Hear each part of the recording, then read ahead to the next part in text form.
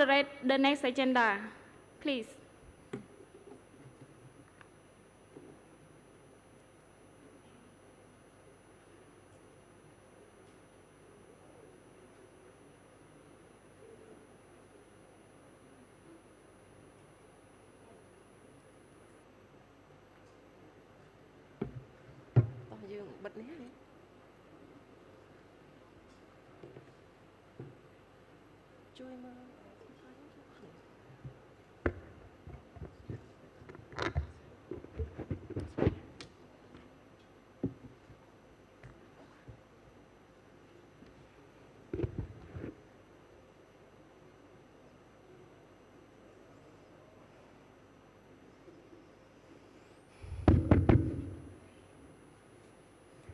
So, good afternoon. Are you ready for session 3? Sorry, we don't have any game to energize. Yeah, we like 30 minutes behind the schedule now. So, welcome back, and I hope all the speakers and participants are here. Also, I can see the big smile from our moderator, Dom, standing there, waiting to be called. Okay, for session 3, we are going to focus on the products again, but under the theme of towards greener habits, nurturing sustainable consumptions. So from 2 sessions that you have heard and listening to our great speakers and also moderators, so here's another link that how could we move to session 3? So as the global community grapples with environmental challenges, it is imperative to empower consumers. Every day we talk about consumer. And I think every one of us is also a consumer. It is imperative to empower consumers with the knowledge and tools to make greener choice in their daily lives. The sessions offers a compelling exploitations of how consumer protection agencies cultivate eco-conscious behavior while confronting the pervasive challenges of the deceptive practices in the marketplace. Consumer protection agencies worldwide are developing strategies for discerning junior sustainability claims amidst the noise of the greenwashing to empower consumers to make meaningful contributions toward the healthier planet. So for these sessions, I would like to welcome our moderator, Mr. Viryaudam, to be on the stage to moderate. So he is a Deputy Director General, Consumer Protection Competition, and the Fraud Repression Directorate General called CCF. So just give a background of Mr. Odam. He's currently works as Deputy Director General of the Consumer Protection Competitions and Fraud Repression Directorate General called CCF, Ministry of Commerce of the Kingdom of Cambodia. He obtained his master's degrees in private law from the Royal University of Law and Economics in 2016. In addition, he was a secondee to the New Zealand Commercial Commissions called NZCC and the Korean Fair Trade Commission called KFTC. In his time with the CCF, Mr. Odam has been assigned to work with the draft law on the competitions and regulations under the law of consumer protections. He is also responsible for working with international and national consultants to design and manage regulatory documents under the law of the competition, including but not limited to sub-degrees and procast. So this session will examine how consumer protection agencies can empower consumers to make informed decisions in their pursuit of sustainability while tackling deceptive practices in the marketplace. So please, I may invite our esteemed moderator, Mr. Odam, on the stage. He's already there. Please welcome. Okay, thank you so much, Bong Lina, for the wonderful introductions. And thank you, everyone, for coming back. We have ensured 80% of attendance after lunch. So it means that our conference is either interesting or you are afraid to go home. Yes, catching up to the topic of today's session 3, we talk about sustainability. And I know each and every one of you will always want it to be called the ones who think about the environment. That is why today event, you don't see any plastic bottle unless one or two, and you don't see any handout handed to everyone. So this is the things that we want everyone to involve related to sustainability. And another thing is to test your smartphone camera, whether it works or not when you scan the document with the QR code on your table. So in this session, there's going to be three distinguished speakers. And to start, I would like to invite all of the speakers, including Mr. Lee Wei-Feng, Assistant Directors to the Consumer Protection, the Competition and Consumer Commission of Singapore, CCCS. Please find your way to your seats. I would like to also invite Mr. Cameron McKean, General Manager of the Economic and International of the ACCP, as well as I would like to invite Dato Indrani Turasangkam, Vice President of the Federation of Malaysian Consumer Association, FOMCA.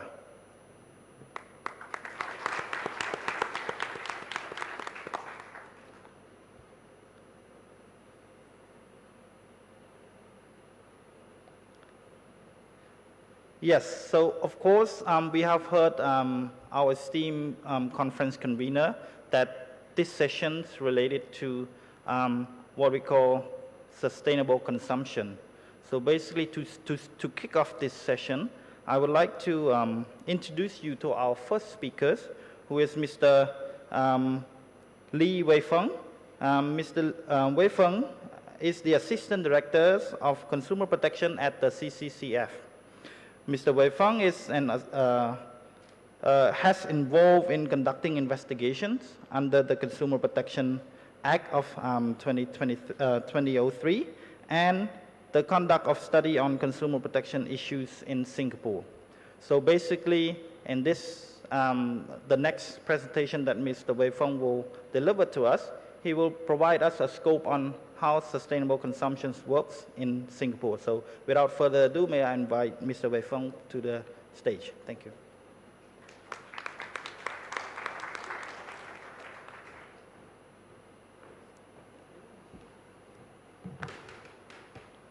Hello, thank you everyone. Hope you had a good lunch. Sorry, are you going to have the slides on? Okay, fine. So, okay, thank you. So, before I start, today we'll be talking about greener consumption. So, next slide, please.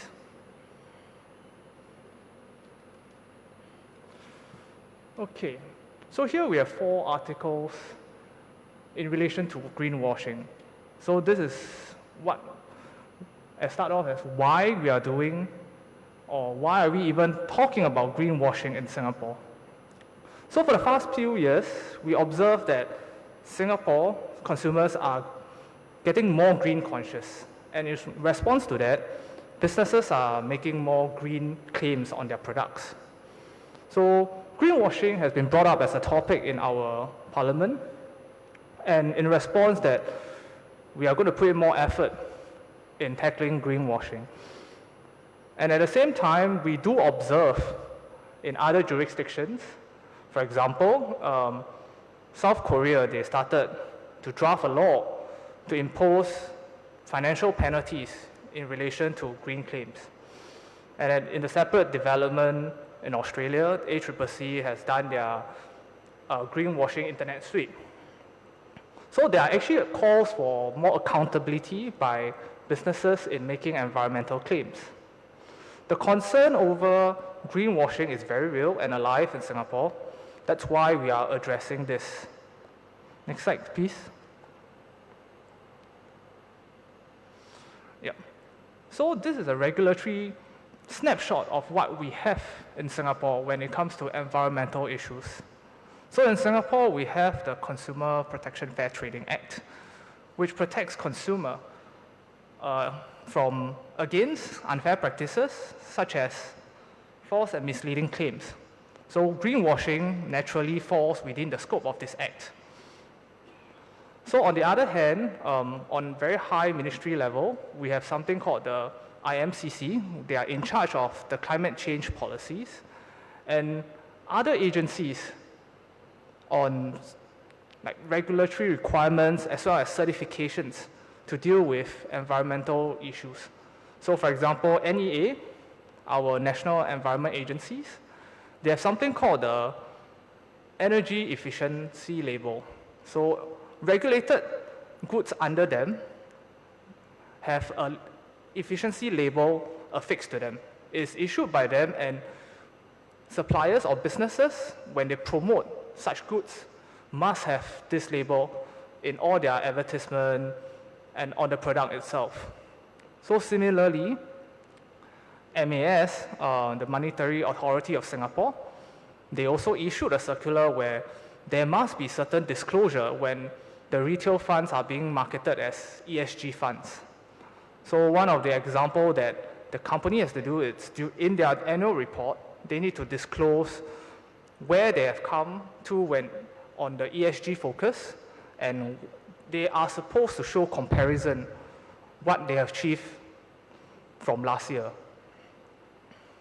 So you can see that there are many environmental issues targeted and by various sectoral regulators, and all these are actually aimed to allow consumers to have informed decisions when making their purchase.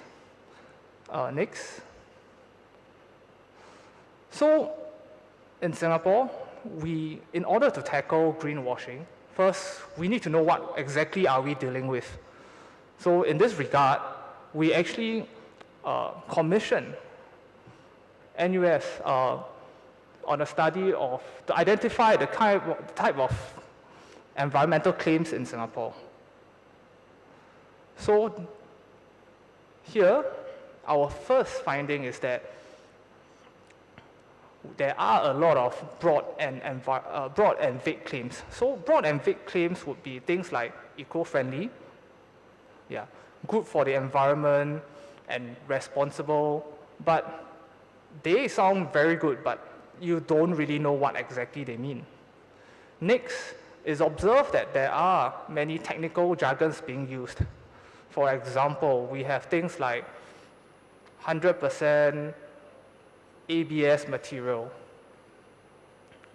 So these are the things where we have to start thinking about it. How do we go about educating consumers when it regards to this kind of claims? And this brings up a challenge. If you think about it, such claims are qualitative in nature. So eco-friendly, how do you quantify what is eco-friendly? And as a regulator, there are so many claims out there. There exists the information asymmetric between the regulators and the suppliers or the businesses. So this is why, which will bring us to the next point.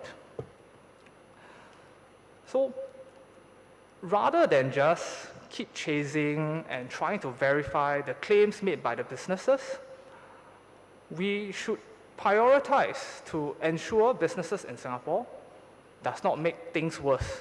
Especially in Singapore, most of our goods are actually imported. And at the same time, we need to open the eyes of the consumers. We need to educate them and make them aware of statements where they may fall prey to. They need to be more aware of the statements that are out there. And this will be the part of a strategy that Singapore adopts. So this brings me to the next point. Next slide, please. Yeah. So these are the consumer tips that CCCS has published recently. So the very first point is beware of broad and vague claims. So we would advise consumer that they should do their own due diligence and check for more information, if there is, when they encounter broad and vague claims, whether the information that they can find contradicts to the headline claim. Next, they should look up on features and technical terms. This is where, if you think about it, I think a very good example would be the chlorofluorocarbon, which has, what you known as CFC. So certain products have claims that they are CFC free, but if you put it in a Singapore context, they are actually banned in the late 90s. Having this feature is not relevant anymore. And this would allow consumers to compare to ensure that they get what they are paying for. Next, we have familiarized yourself with environmental certification and labels. So they should, or rather consumers should, learn more about the scope, the criteria, the validity of the certification. Read more about it and to ensure that this label is is aligned to their green consciousness. Next, we have looked beyond branding and imagery. So just because a product that is packaged in the color green, it has floral patterns on it, it does not make it a green product. That's why consumers, they need to look beyond it and consider whether whatever is on the product itself or the information is relevant. And lastly, we have to understand that environmental impact of consumption is always there. So all goods and service will have an impact on the environment. Consumers need to educate themselves, be more aware of the impacts and the trade-off when they consume. And under this so-called informed decision, they can support the suppliers who make genuine efforts to provide goods and services that are good for the environment. So lastly, to conclude, there is a clear signal that businesses in Singapore, they need to be careful of putting out green claims. But at the same time, consumers need to be educated enough to be able to discern the information that they receive from businesses. And if we do this right, consumers in Singapore can make better decisions on green products. Yeah, that's all I have. Thank you for your attention.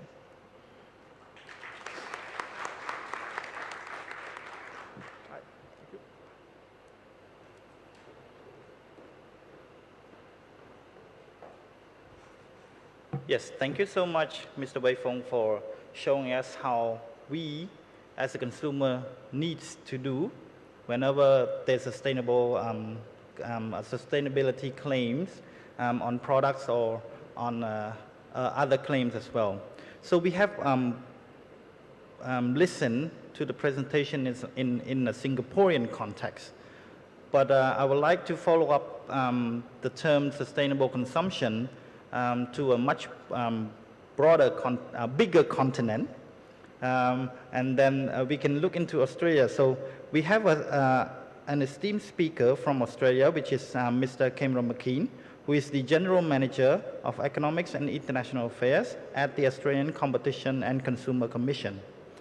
Mr. McKean was appointed as the ACCP Acting General Manager of Economics and International in November 2023, which he oversees the ACCP's international engagement program and in-house economic experts.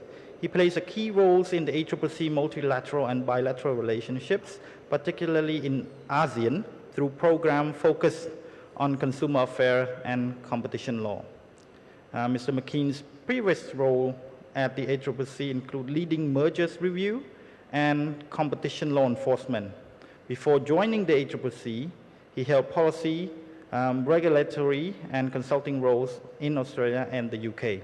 So without much further ado, I would like to invite Mr. McKean to the stage in order for his presentation related to sustainable consumption in Australia. Thank you.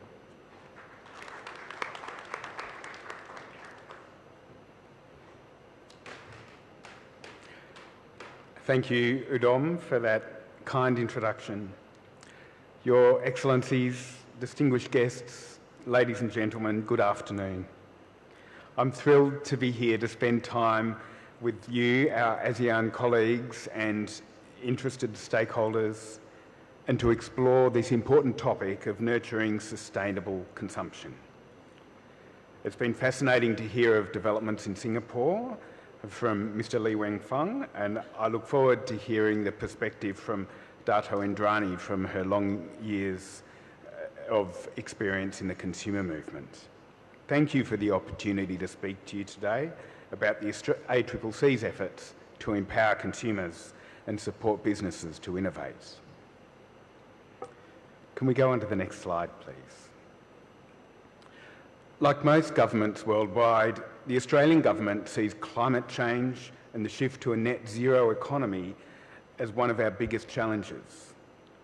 Australia's environmental commitments and our high community expectations have significant implications for how we think about consumer protection. The first issue we see is with environmental claims. As we've already heard today, consumers are increasingly concerned about the environment, and these concerns are reflected in their purchases. Businesses are responding to this green demand by changing how they produce and market their products. They can win customers by advertising the environmental benefits of what they sell.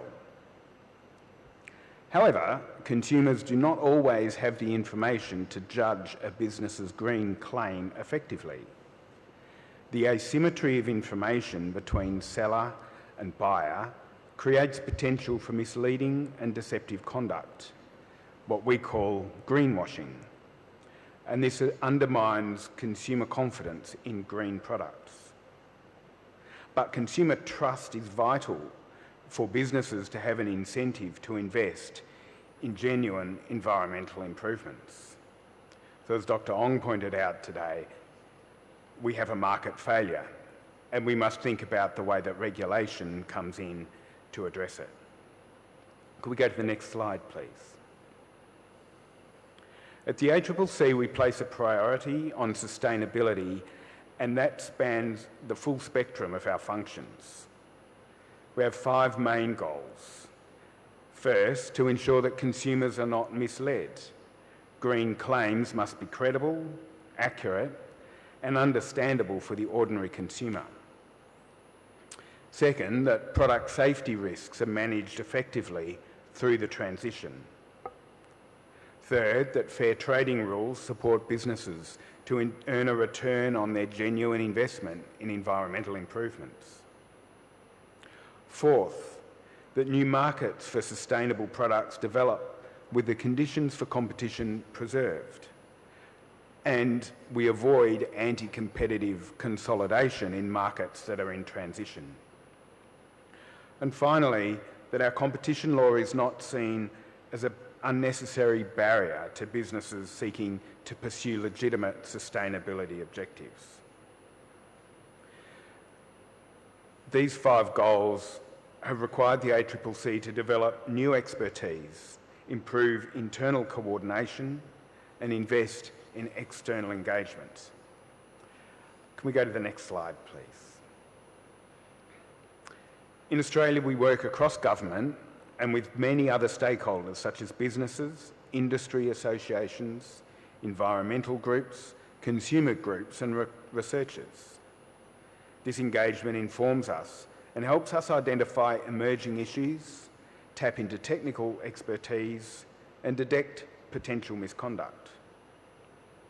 We've been active in our international engagement across key networks such as the ICPN, the International Consumer Protection Enforcers Network, and the OECD. In the latest phase of our Consumer Affairs program, focused on our engagement with ASEAN, we've delivered a thematic work stream focusing on the intersection of competition law and environmental sustainability.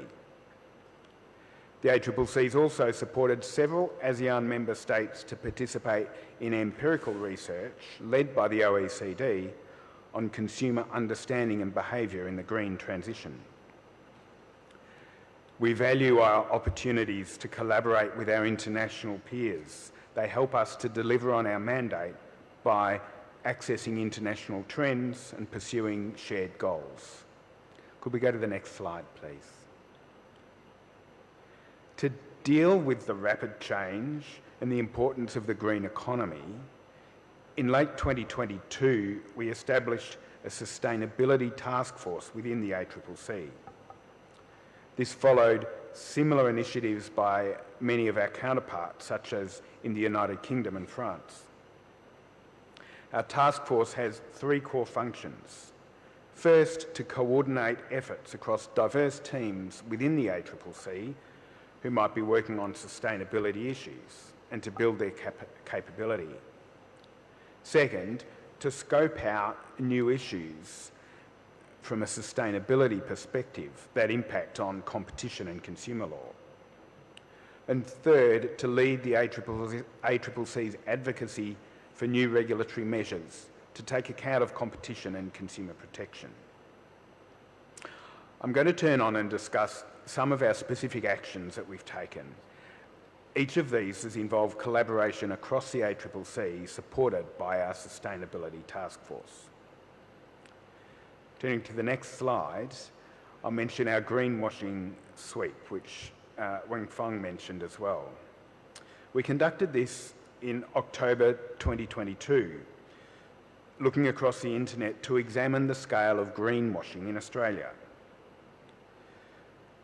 We examined 247 websites and found more than half of them made concerning claims about their environmental or sustainability practices. The rate of concern was highest in the cosmetic, clothing and footwear, and food and drink sectors, but it was significant everywhere.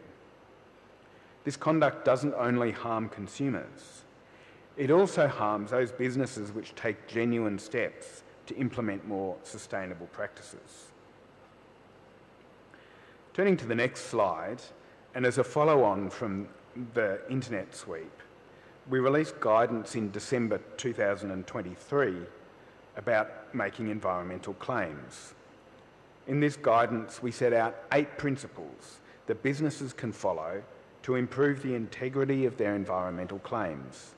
And we gave examples. The guide addresses that risk of greenwashing, where businesses make unsubstantiated or inaccurate environmental claims. But it also helps reduce the related risk of green hushing. This is where businesses are not sure what they need to do to make an accurate claim and comply with the law, and so they decide against promoting their environmental benefits at all. Ultimately, we want businesses to be able to compete fairly for the green dollar, making truthful and accurate claims. And this, in turn, will help consumers to make informed decisions and maintain trust. On the next slide, I'll mention our compliance and enforcement strategy. The greenwashing sweep and the green claims guidance are critical elements of our multi-pronged approach to compliance. They lead directly to meaningful change on a wide scale. But we also have to tackle non-compliance through our law enforcement program, and we employ a proactive strategy to detect misconduct. We are progressing a pipeline of investigations into green claims, some of which are matters that we unearthed from our internet sweep, and others which arise from competitor or business complaints. Other sources of intelligence include consumer organisations, industry associations, and increasingly environmental groups. We have several resolution avenues available to us. We choose between them depending on the circumstances of the case, but with an eye to what will best promote our compliance messages. In this context, court action delivers a strong deterrence message because of the public rebuke of the business in question and the potential for substantial monetary penalties. However, we also resolve many matters administratively, which is less formal and leads more quickly to a direct change in behaviour. And where a more formal public resolution is appropriate, but still short of court action, we can accept a court-enforceable undertaking. For example, in November last year, the ACCC accepted an undertaking from Moo Premium Foods for claims relating to the composition of its packaging. Moo made representations about its packaging of its yogurt products on the packages, on its website and on social media, saying the packaging was from 100% ocean plastic. This claim gives the impression that the packaging is made from plastic waste collected directly from the ocean. But this was not the case. In fact, the plastic was collected anywhere up to 50 kilometres from the shoreline. Environmental claims can evolve quickly, and public enforcement sometimes leads to highly technical questions. Our focus is on whether the conduct is misleading from an ordinary consumer. And so we rely heavily on behavioural data and consumer research. I'll just touch briefly on competition law. Increasingly, numbers of businesses are seeking to collaborate to achieve environmental objectives which they could not achieve on their own. Some of these businesses claim that competition law puts a brake on their green innovations. We published a draft guide for business entitled Sustainability Collaborations in Australian Competition Law, which clarifies a number of misconceptions. And it complements our existing regime where businesses can seek an exemption from competition law to engage in collaborative conduct which has a net public benefit, which can include an environmental benefit. On the next slide, I'll turn to product safety. In product safety, we have two key roles. One is that's in terms of our priority on sustainability. One is to support consumer confidence in the safety of products which are important in a sustainable economy. For example, electric and battery-operated products and recycled and second-hand products. Second, to ensure we don't perform our product safety role in a way that creates unnecessary barriers to industry or government pursuing environmental objectives, for example, through safety standards. I'll speak a little about the circular economy. We have committed to an 80% reduction of waste going to landfill by 2030. To achieve this, we rely on extending the lifespan of products and increasing the use of recycled materials. However, older and recycled products have product safety implications. We're looking at the ways our mandatory safety standards can apply to the sale of second-hand goods. We're revising our guidelines to business on the recall of defective or unsafe goods to include advice about how to recycle products safely. We'll shortly publish guidance to consumers and businesses on good practice in promoting product safety in the sale of second-hand goods online.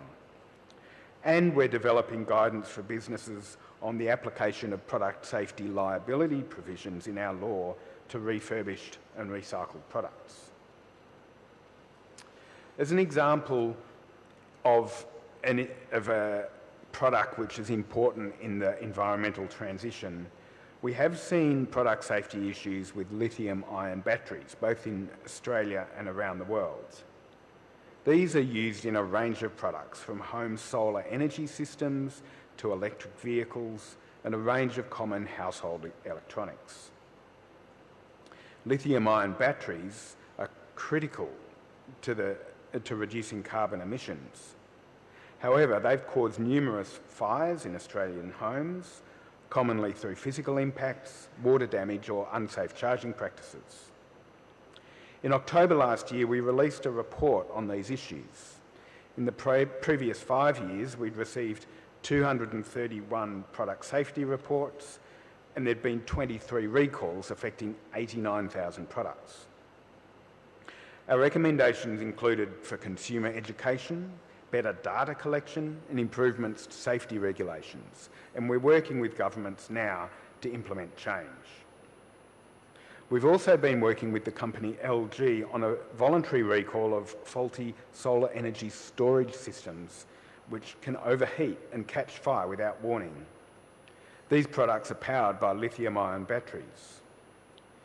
Since 2020, LG's issued voluntary recalls for around 18,000 products, and there have been 15 incidents of property damage caused by these products in Australia. We recently accepted an undertaking from LG to increase its efforts to alert and protect consumers from the faulty batteries. On to the last slide, and just looking ahead. Regulating green claims, widening our intelligence sources, and progressing our pipeline of investigations will continue to be high priorities for the ACCC. As always, protecting the interests of consumers remains a focus for us, and we continue efforts to empower consumers to make greener choices. We're considering what further guidance we can issue, such as in relation to trust marks and emissions claims. And we're seeking to develop our understanding of the complex and fast-evolving technological and regulatory landscape. As we do this, we'll continue to engage with our domestic and international consumer protection and product safety partners and take up opportunities to collaborate. We look forward to working together on these important issues. Thank you so much for your attention today.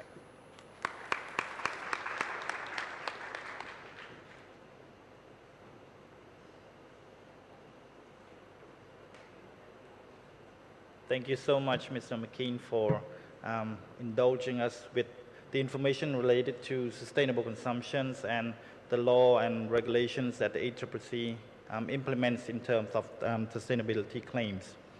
So we have heard from Singapore, we have heard from Australia, but our next speaker will provide us with the global context in terms of sustainable consumption. But before I invite her to the stage, I would like to introduce you to who Dato' Indrani Turasangam is. So Dato' Indrani is the Vice President and Legal Advisor of FOMCA and CEO of the National Consumer Complaint Center in Malaysia. She has 29 years of experience in consumer advocacy. She has been instrumental in mediating consumer complaints and leading consumer associations in Malaysia and the Asia-Pacific region. Known for her expertise in consumer rights and development issues, Dato' Indrani has contributed to key ASEAN initiatives, including the ASEAN Roadmap for Capacity Building in Consumer Protection. Dato' is based in Kuala Lumpur. She is well connected with consumer advocates across the Asia-Pacific and the Middle East region. So without further ado, I would like to invite Dato' Indrani to the stage.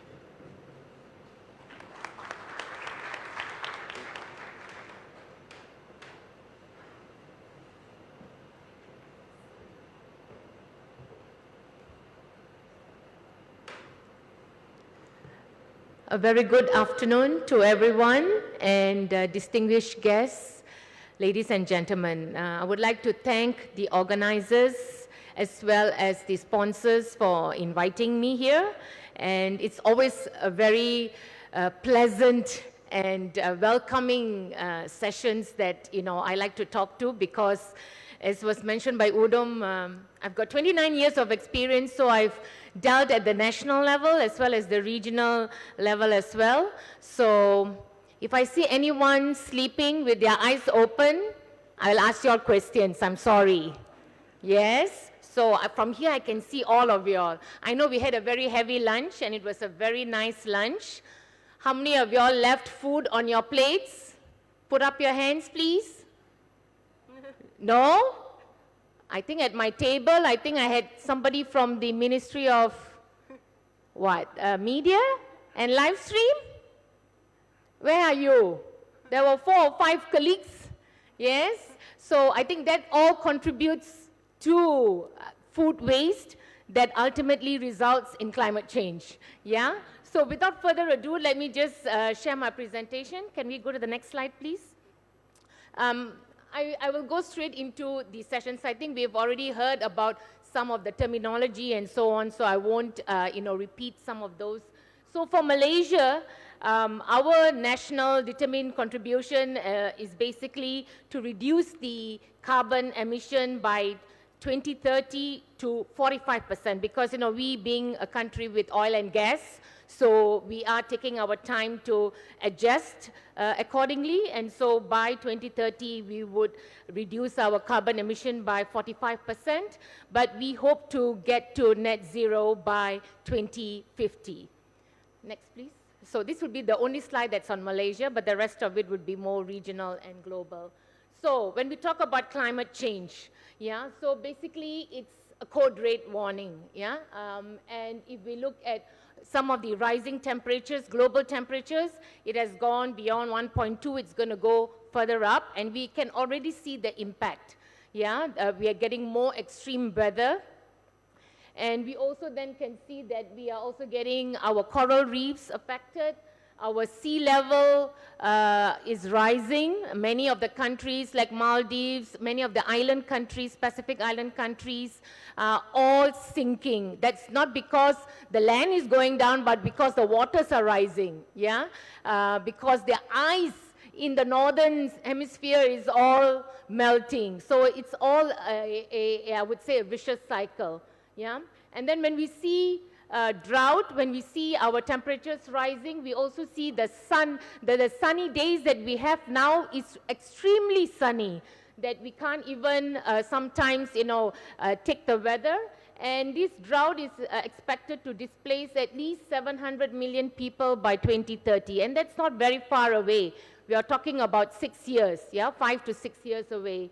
And of course, then you have all these disasters. We have the flood disasters and other related disasters, tsunami. I just read 2 days ago in Malaysia, we had a tourist from India falling into a sinkhole, and this has never happened before. Afiq, kan? Tak ada, kan?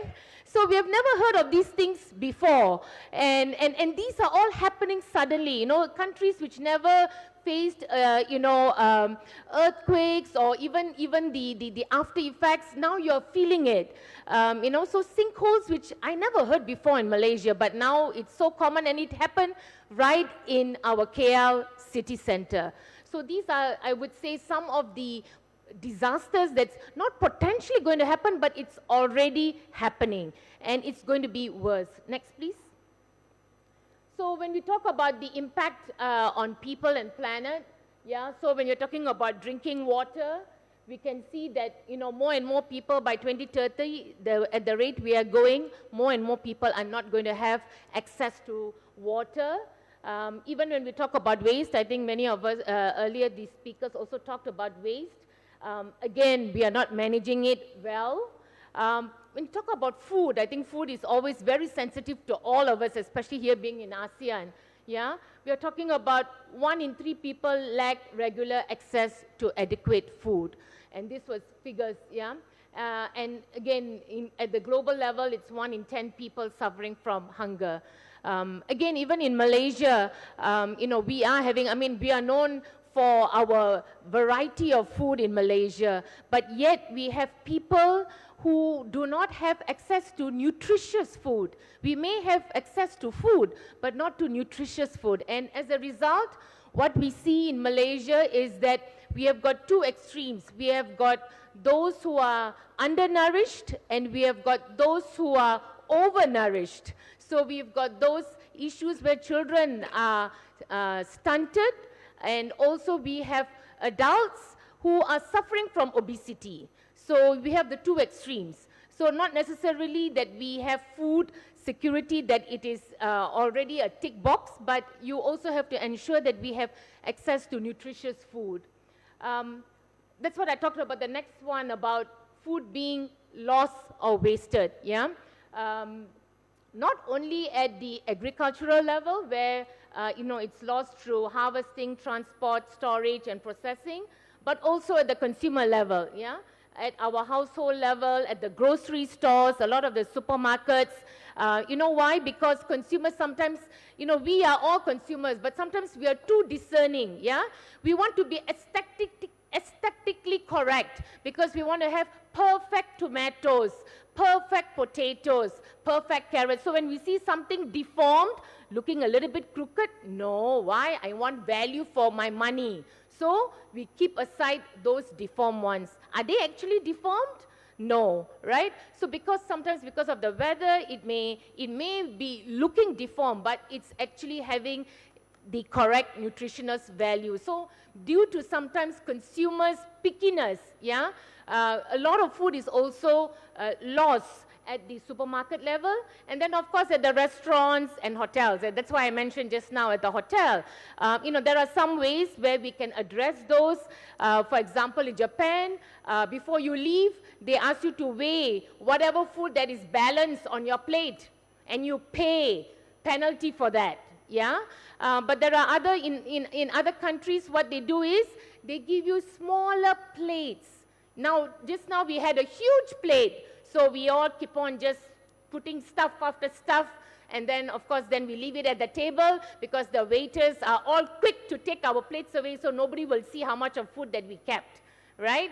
But in many other places, what they're doing now is they're actually giving you smaller plates, yeah, so that you eat according to what is needed, yeah. And then, of course, 99% of the world's urban population is actually breathing polluted air. So I think almost all of us are from the urban centers here, so all of us are actually breathing polluted air. And then, of course, I think somebody talked about, I think Dr. Ong talked about electronic waste, yeah? And a vast majority of the world's electronic waste is still not being safely managed. So this is the state of, I would say, the global. Next, please. Yeah. So this is the dashboard. You can get this from the Sustainable Development Report of 2024, this year's report. As you can see, almost all of the progress is stagnating. Yeah?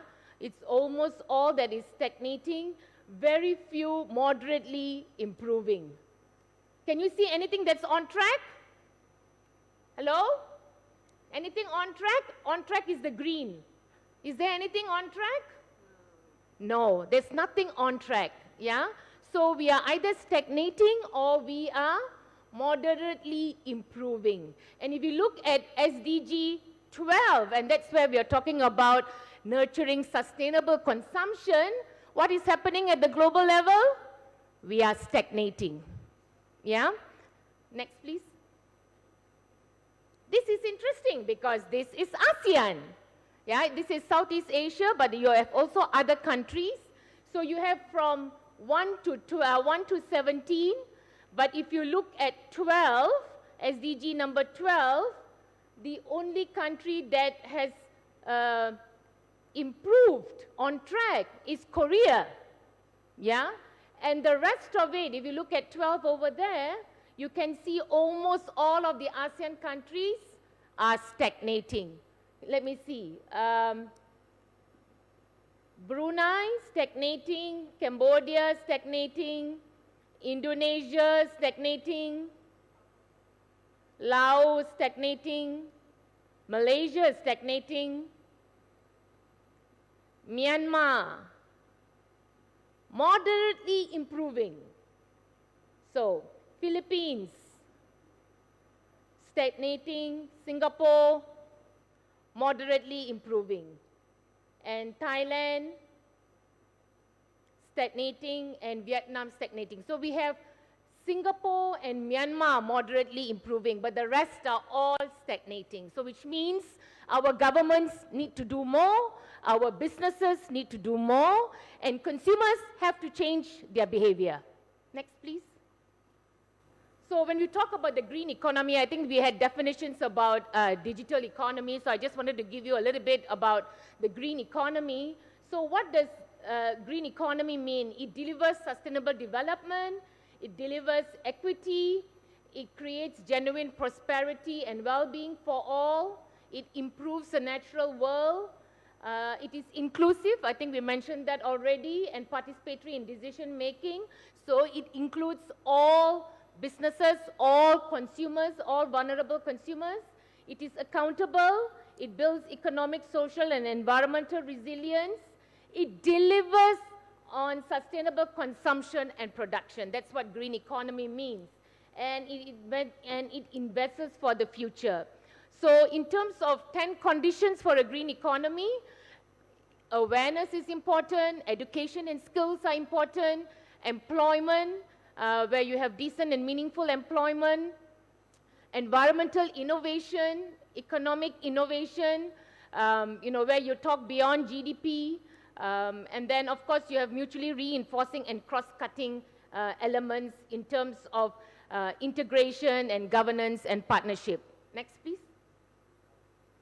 So when we talk about changing consumer behavior, so what do we mean by that? And there have been many surveys done, not only at the global level and also the regional level, and also I think at our country levels as well, where consumers always say that they are motivated to buy green products, especially now in the last, I would say, 5 to 7 years. And when questions were asked about what motivates you to buy sustainable products, almost all of them always say that it's a sense of responsibility. Some of them say it's a fear of environmental damage. Thirdly, feeling good about my purchase. For the benefit of the younger generation, a desire to act as a role model, and for social recognition. Next, please. So what do consumers in 2024 expect from businesses? Yeah, basically the affordability. Yeah, when we talk about green products, ultimately it becomes very expensive. Yeah, when you say you want to buy organic food compared to the normal food from the vegetables from the supermarkets, it becomes an issue of affordability. So the willingness to pay. The accessibility to green products, sometimes you want to get some alternative green products, but you can't find them, yes? Unless you have to go to only very certain shops, yeah, or boutique shops and things like that. Verifiable green products and green claims, that's what consumers expect from businesses. Transparency as well as clear communication. Next, please. But what do consumers face? What are the challenges that they face? Of course, inflationary pressure, yeah? As we can see now, the high cost of living, almost all consumers in all countries are facing these issues, yeah?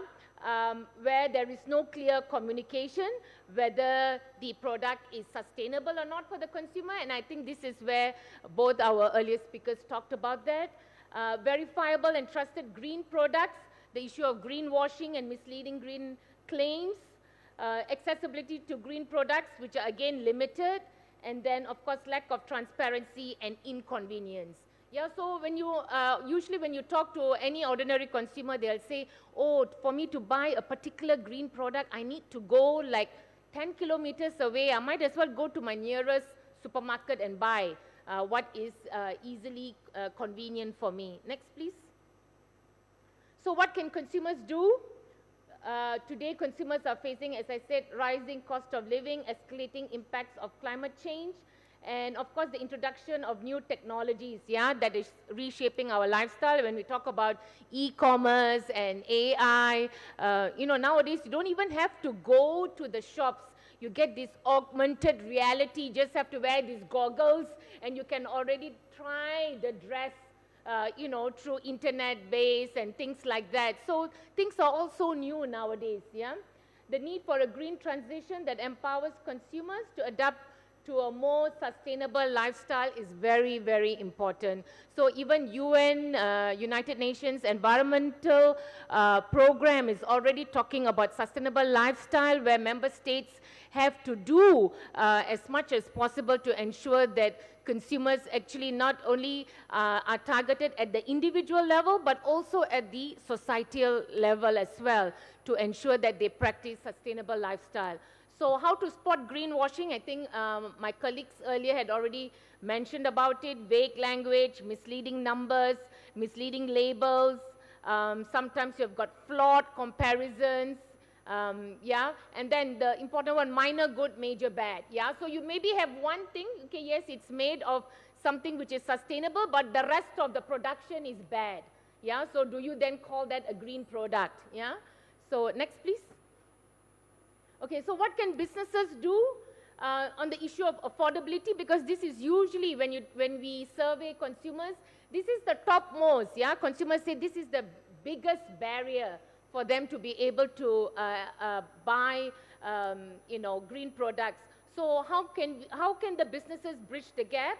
They can prioritize production cost management by reducing costs without compromising sustainability. And how they can do that, I think here again it's innovation, yeah? How businesses can innovate by, sourcing locally or streamlining their manufacturing processes to make it a little bit more cheaper. It doesn't mean that green means it's expensive. I think that's the mentality of consumers now. Green, organic, oh my God, I need to pay more, yeah? But I think this is where businesses have to play a role by ensuring that they can actually cut down on their production costs by being much more efficient. And then, of course, businesses can also implement tiered pricing, yeah, at different levels, or you can also bundle options to make sustainable products more accessible to consumers. And then, of course, also then talking to consumers to say that, okay, if the price is slightly more expensive, that's because later in the long term, you will have lower maintenance costs. Yeah, when you have a yellow bulb and a yellow incandescent bulb with a LED bulb, your LED bulb lasts about 10 years, whereas your yellow incandescent bulb lasts maybe for a year, which means every year you need to buy new ones. And if you look at the costs, it's much better for you to invest in an LED bulb. Yeah, so these kind of information must go out to the consumers, right? And then, of course, targeting consumer segments and tailor offerings accordingly. So I think we mentioned just now, I think there was someone who mentioned about the Generation Z, the millennials, and adults. So whenever we come up with products, you have to segment and tailor some of these products accordingly to the consumer segments, because Generation Z likes different things from, my nephews now like weird things compared to me. And sometimes I just still don't understand why these millennials and Generation Z, want certain things compared to us adults, yeah? But still, that's what the market will have to deliver to the segmented consumers. Next, please. So continuing on that, communication and raising consumer awareness. And I think this is important. Don't just sell the product, but share the sustainability story. Show how the product and sustainable practices of the company aligns with the consumer's desire to have a positive impact on the environment. And this will lead to consumer retention and loyalty. And then when we talk about verifiable and trusted green products to prevent greenwashing and misleading claims, companies must ensure the products and practices are sustainable to build trust, to meet the consumer's expectations. So to focus on certification, eco-labels, eco-marks, ethical sourcing. For example, in Malaysia, we have the My Hijau mark that is already there on certain products. But again, this has to be mainstreamed. Next, please. So what can governments do? Make the issue of sustainability options as the default, yeah, without compromising accessibility, safety, and affordability. It's going to be difficult, but I think if all parties work together, this is possible. Invest in infrastructure, and this would be more also not only for products, but also when we talk about sustainable lifestyle, yeah, when you improve recycling routes, safer public transport, community installation of solar panels, reusing, repairing, recycling, repurposing of consumer goods. Yeah, so these are all not only for green products, but also sustainable lifestyle. Next, please. Continuing on that, monitoring the market to ensure competitiveness and addressing unfair practices, addressing misleading and deceptive green claims or greenwashing through the improvement of consumer protection policies and laws. We heard about Singapore, where it's already part of the Consumer Protection Act. In EU, they've come up with a latest regulation that specifically looks at greenwashing and addressing the consumer concerns. In Malaysia also, I think we have our Consumer Protection Act that talks about false and misleading claims. We have not used this, but KPDN, maybe in Malaysia, we have to start looking at this in the near future.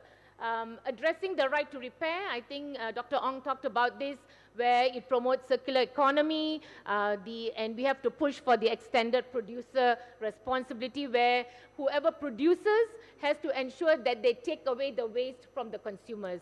It should not be always the consumers bearing the burden, yeah? Producers also need to take responsibility. Now you see a very limited take-backs and this kind of initiatives, but these has to be mainstreamed by the government. Yeah. Implement and enforce sustainability reporting. As we know now, the new in word is ESG, yeah? That is environmental, social, and governance. That these are the reports that businesses have to ensure that they actually report to the Securities Commission in their respective countries, not only to show their financial and governance aspect, but also to show how socially and environmentally concerned that they are. So when we talk about the sustainability reporting, again, many a times now, the big companies, the big boys, they just engage big companies, big PR companies to give beautiful reports. And that's where the greenwashing happens, yeah? Company says, oh, you know, I've cleaned the river, but when you actually, and then they report it in their sustainability report, but when you go physically to the company and you look at where they have cleaned the river, it's basically just apart from where their building is, from this point to this point. So what happens to the upstream and what happens to the downstream?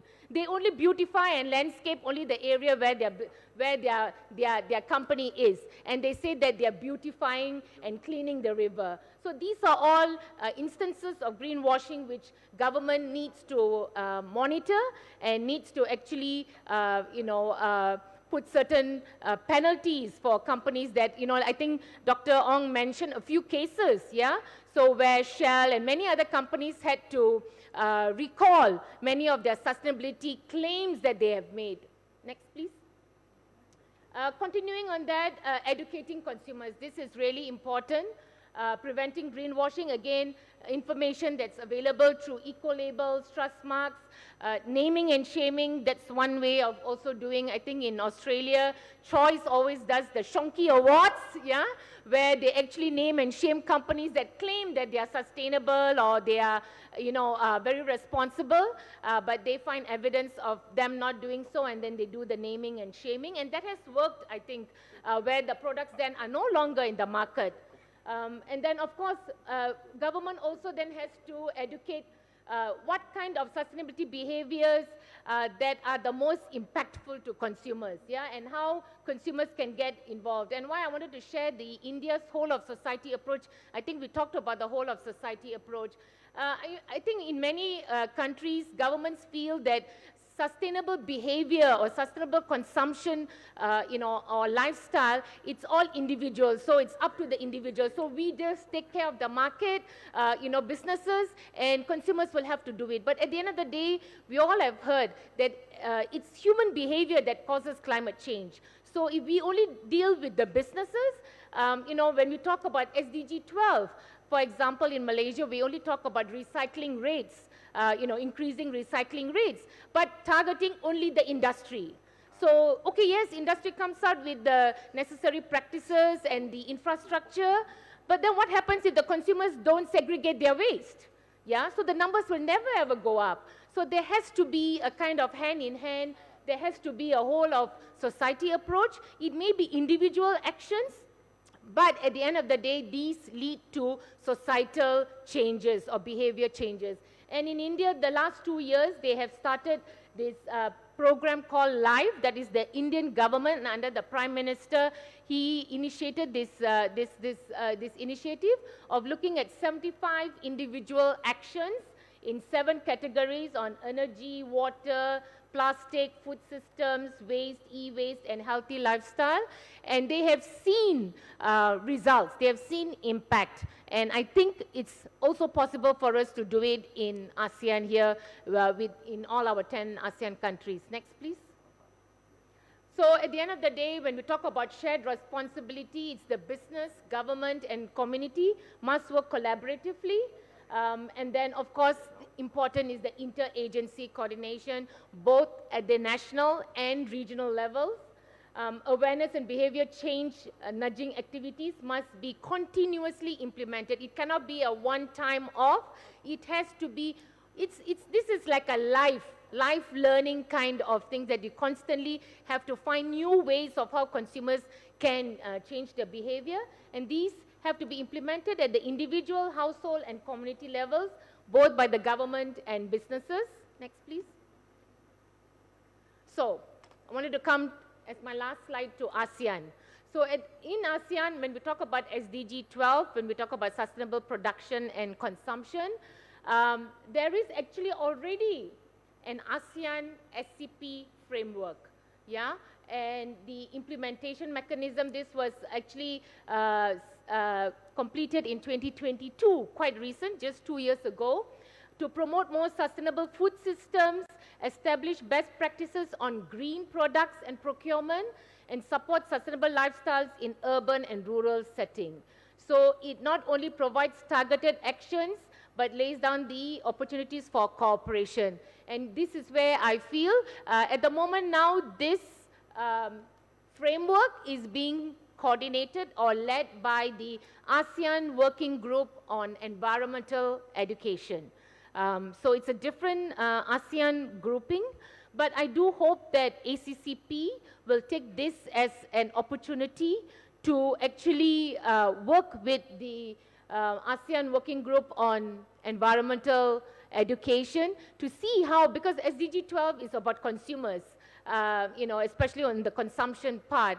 And I think ACCP is the focal point in terms of consumer protection and consumer education and empowerment. I think all of us talked about empowerment in the morning. So there has to be a close collaboration in that sense between the ASEAN Working Group on Environmental Education and ACCP. With that, thank you.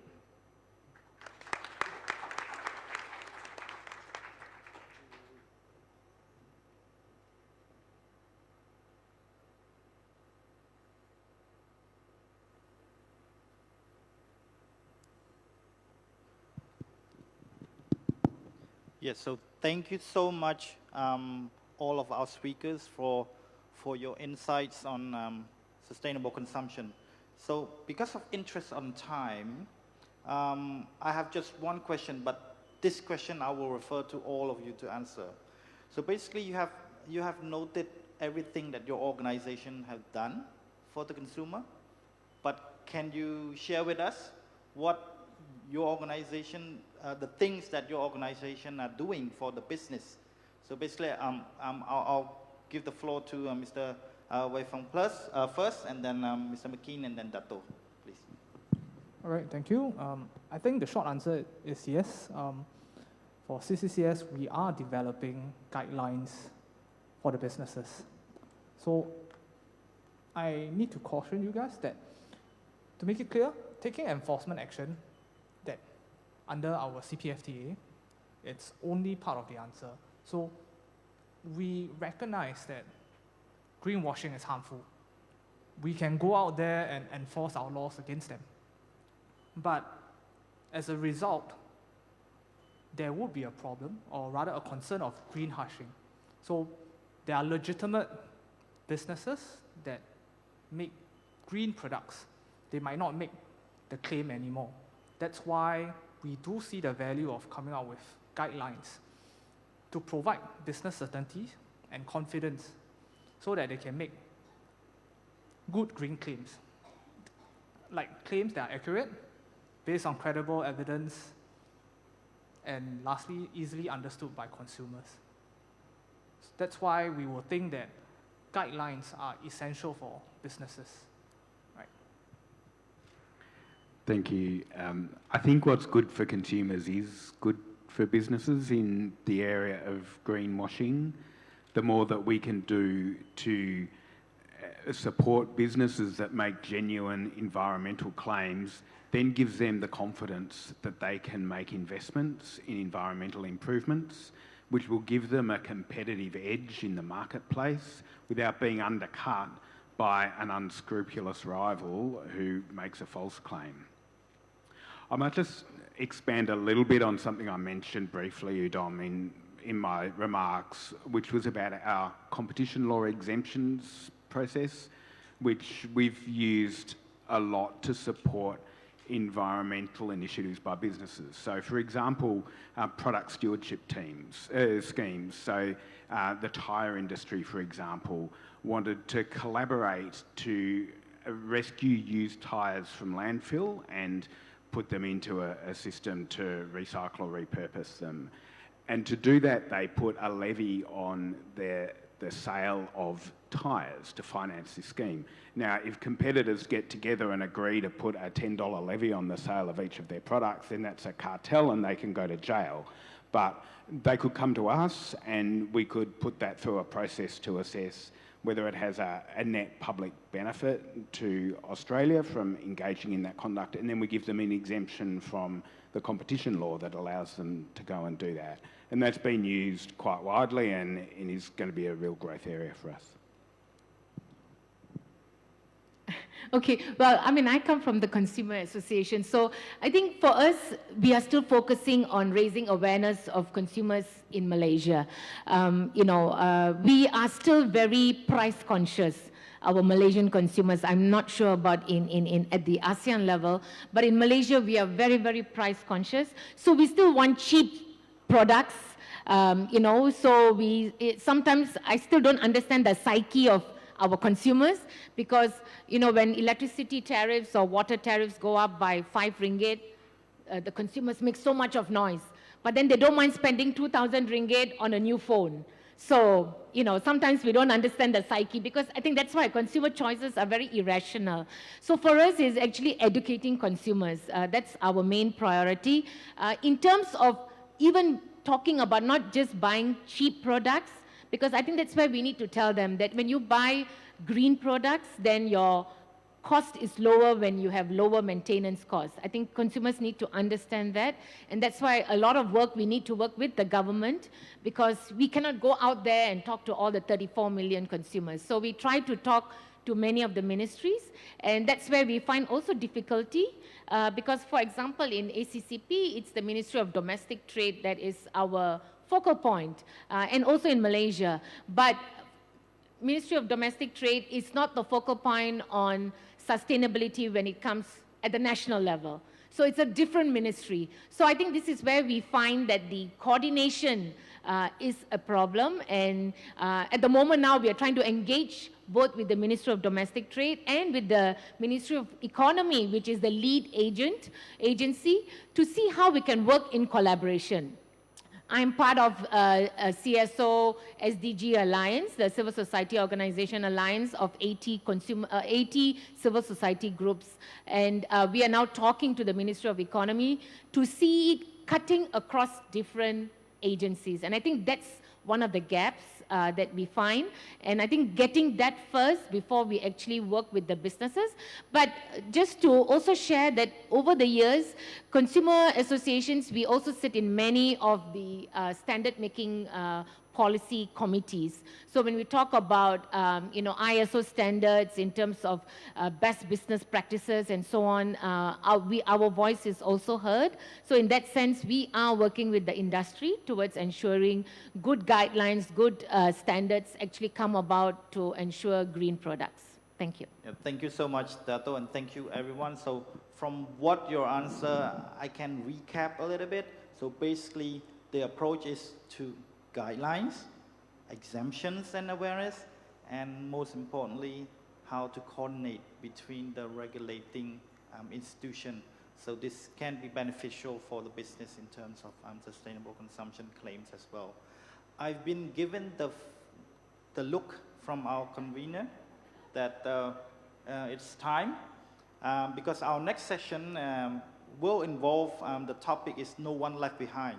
But before closing, I would like to pledge my commitment to Dato that from now on, no food left behind. Thank you so much, everyone. Thank you. Thank you.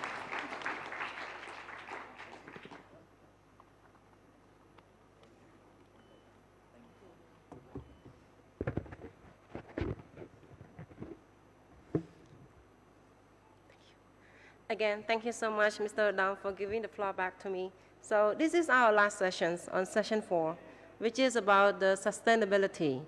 So as Odam has mentioned earlier, no one left behind, but also food. So no one left behind here, layering foundation for inclusive and social consumer movements. For this one, the last but not least, to recognizing the importance to address the diverse needs and challenges faced by different communities, including those who may be marginalized or undeserved. Consumer Protection Agency collaborate with consumer associations to empower individuals to assert their voices and preference effectively. The speakers will share on their initiative to foster a more equitable and just society where everyone can thrive. So for these sessions, it's going to be moderated by Mr. Prasarawat, the director of CIRD, Cambodian Institute for Research and Rural Development. Give a brief background of him. Mr. Prasarawat is the founder and director of CIRD. He has over 20 years' work experience in the field of agriculture-based rural development, particularly on safe food productions and value chains improvement, to improve market access of safe food produced by local producers. He, under his organization, CIRD, also works on consumer awareness, raising on food safety issues and consumer protections. Later on, he was elected as the president of Consumer Association on Food Safety called CAFS, CAFS, during the Association Foundation Assembly conducted back to 23 March 2024.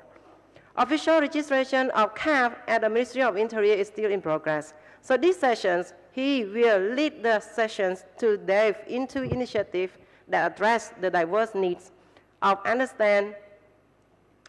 undeserved communities, underscoring our commitment to a fair and just society in our regions. So please join me to welcome Mr. Prasarawat on stage, and the floor is yours. Welcome. Very good afternoon, everybody, distinguished guests, ladies and gentlemen. Especially welcome for those who come from outside Cambodia, from ASEAN countries as well as partner countries.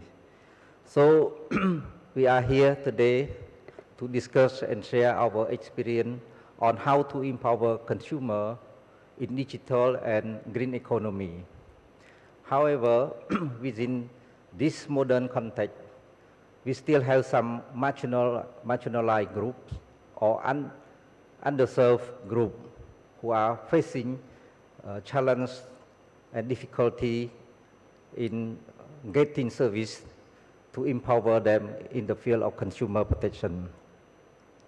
So for this session 4, which is the last session, no one left behind. We will have 4 speakers from 3 countries, 2 countries of Asian countries and China, who will share their experience on how to address issues and challenges faced by marginalized groups in empowering consumers. So let me first invite our 4 speakers to come to the floor. I would like to invite Mrs. Hong Binh Thu, Official Consumer Protection Board, Vietnam Competence Commission. Please come to the floor. Yeah. I would like to invite Dr. Nhom Nho Thach, Director, Consumer Affairs Division, Ministry of Commerce, Myanmar. And also, we would like to invite Mr. Wang Wen Ping, Deputy Director General and Secondary Counsel of the Law Enforcement and Inspection Bureau, China State Administration for Market Regulation. Please come. And also another speaker from China, Mr. Li Shisheng, Principal Officer of Consumer Protection Division, Bureau of Law Enforcement and Inspection, China State Administration of Market Regulation.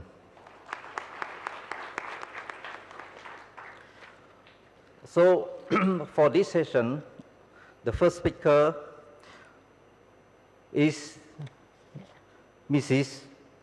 Huong Binh Thuy, who is going to share the experience of Vietnam in addressing the issue faced by marginalized group consumer. So she is going to share how does VCC identify and prioritize the needs of different community activity and program from VCC for vulnerable consumer, as well as to share the recent amendment on law on consumer protection of Vietnam, and also about the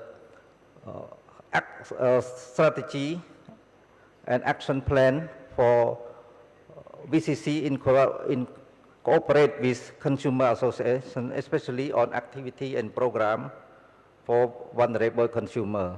So please, Ms. Huong Binh Thuy, please.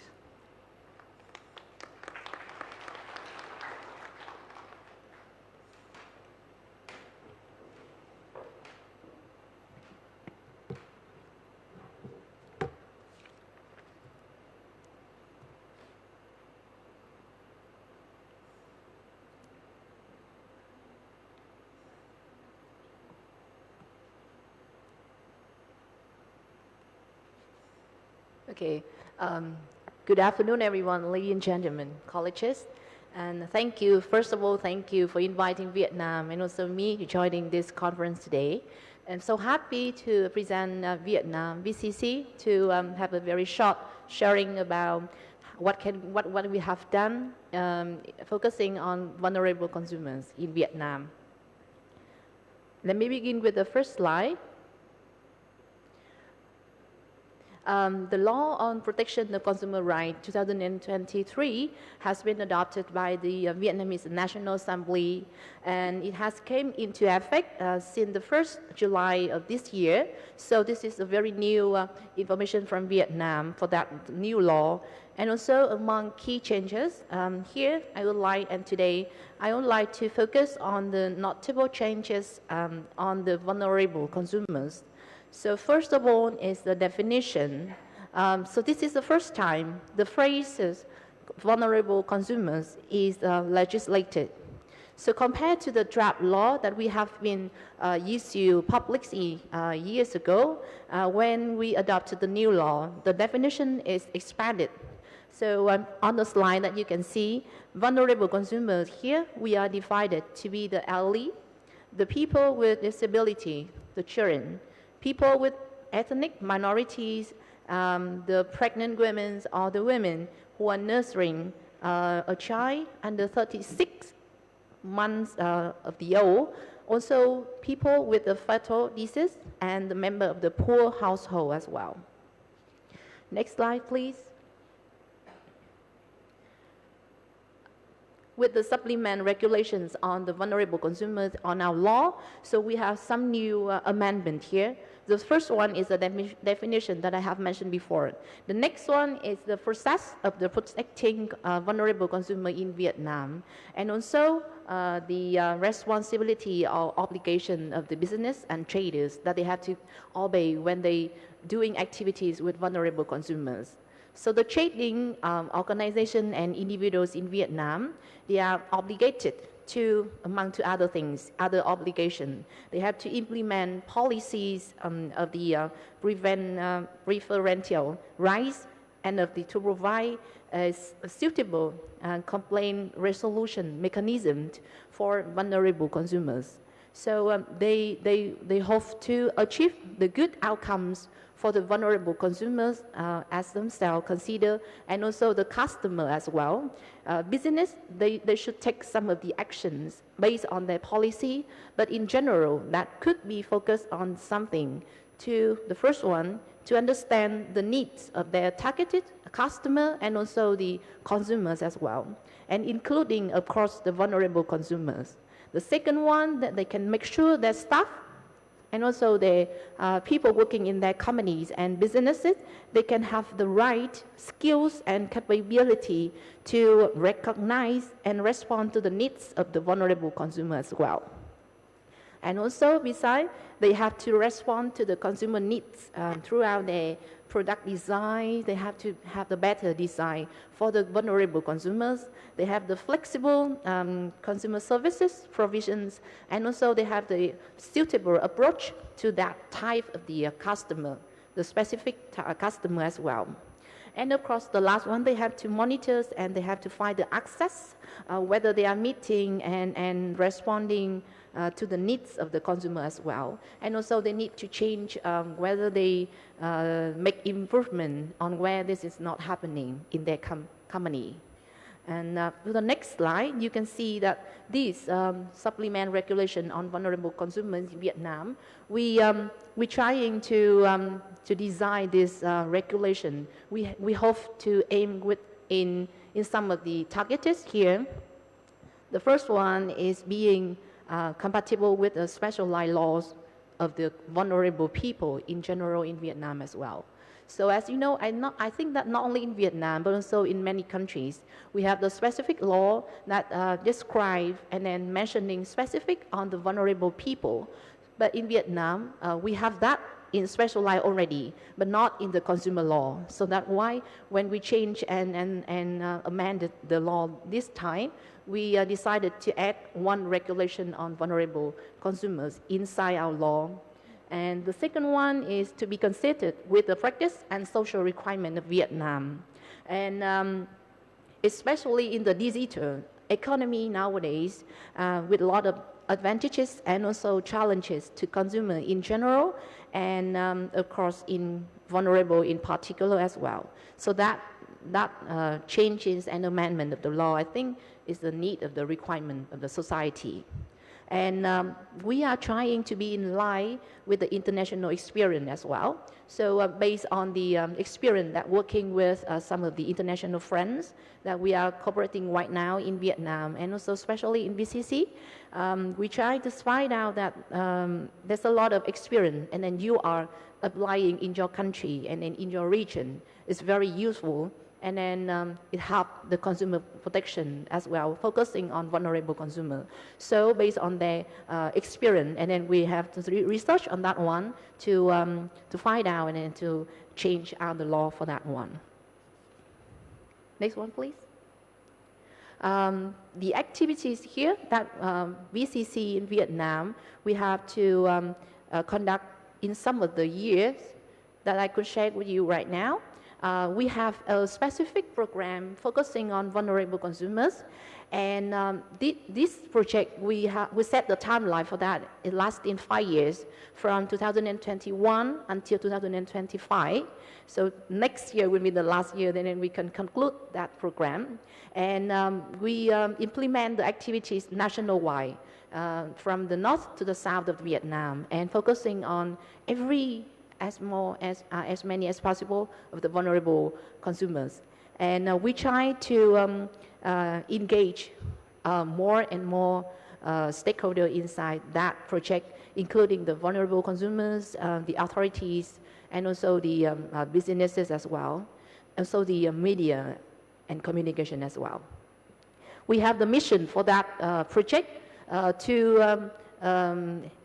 towards the development of legal regulations on vulnerable consumers. So when we first implement that project in 2021, that we are planning, and then we are submit the draft law. So from now we have sent, and then we got the new law. So this is the first mission that we have achieved that one. And the second one, we we try to promote a lot of communication, promotion activities, and to widely broadcast about the process of changing the law to the communities and also the society as well. We also try to find out and then to establish the coordination mechanisms between the agencies that they are focusing on the vulnerable people in general and consumers in particular. And we decide and organize a series of advocacy activities. So that activities aims at raising awareness of the consumers, business, and also the society on the rights and then everything about their obligation of the businesses to protect the consumer protection when they are trading with you. And also we try now to find more, outside assistance from the external government agencies and international colleges, like some of the friends that I can see you, and then you are joining here right now. So thank you on behalf of Vietnam and VCC for that project to support us not only in that project, but in a lot of activities in VCC. And the next one that you can see, next slide please. Let me share with you some of the typical activities that we are designing and implement that in the project. In the first year, because 2021 is the year of the COVID-19, so that year we only have to conduct the online activities. For the next year, 2022, we started and implement, and then we sort out the index of the empowering vulnerable consumers in Vietnam.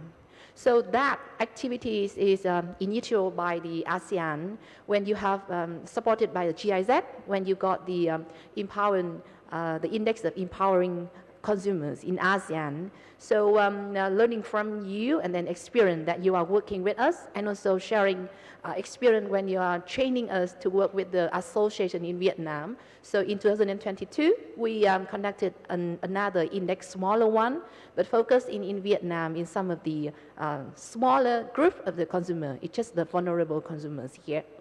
So that index, we focus to, we do a lot of questionnaire, and then we asking them about, to test them, and then to eliminate, evaluate as well on the consumer awareness.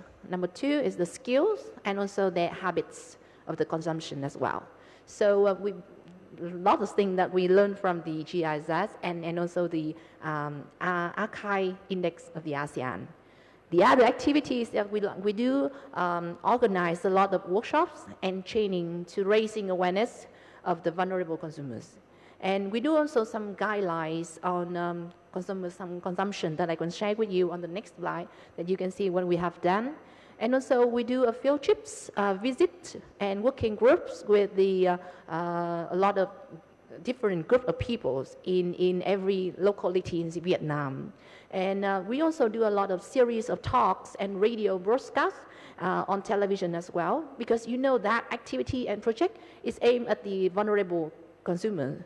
So each group of them, they have a specific characteristic of them, so that's why we try to extend our activity not in just the normal way, like normal interaction, but we try to use the talking and then the broadcast as well. So make sure that as many as possible vulnerable consumer can see that and then can approach that project. We also organize the contest for consumers' right protection.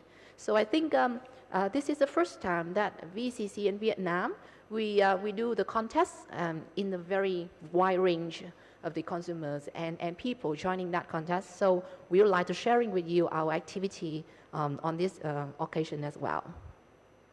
The next slide is some of the picture that you can see to visualize what we have done. Can you move to the next slide, please? Here. The top picture on the left that you can see, this is the contest that I mentioned with you. We organized in a big hall like this one with a lot of people, and we designed 2 rounds of the contest, the online rounds and in the offline one. The online, it attracts more than 10,000 people. They're joining to testing their knowledge and skills about consumer protection law and issues in Vietnam. So we attract a lot of people, and most of them, they are the Gen Z. They are students from universities, and also I think that they are quite of the targeted customer of most of the businesses and trading right now here.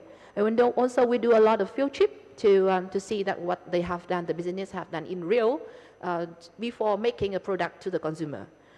And also you can see over there, the right side is the guidelines that we publish a lot of guidelines, but from now on those guidelines is only on Vietnamese.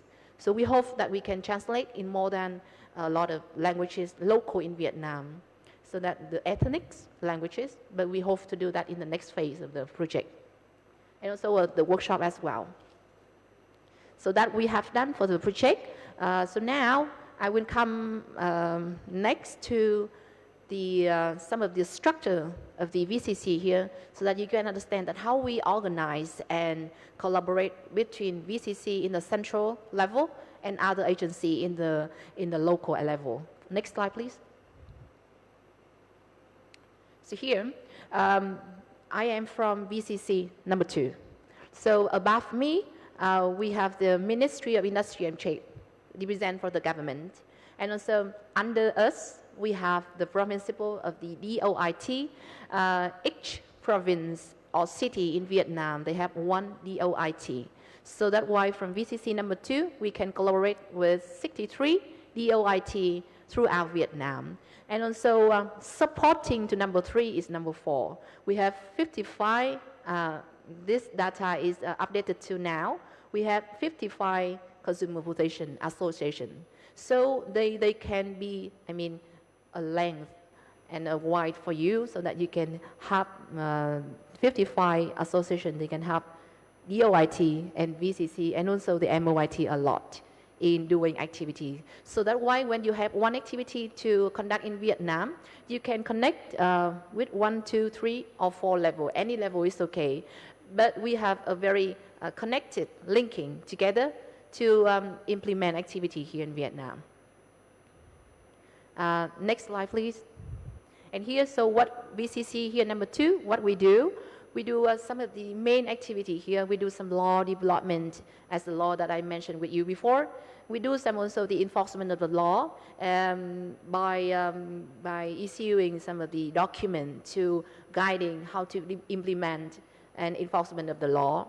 We do some institutional development. The example is that we do some policies, and we give some orientation to develop the system of the Consumer Protection Associations agency as well. This is in the national-wide, not just in only one city. And we do a lot of advocacy as well as some of the activity. And that project focusing on vulnerable consumer is one type of the advocacy activity that we are implementing here.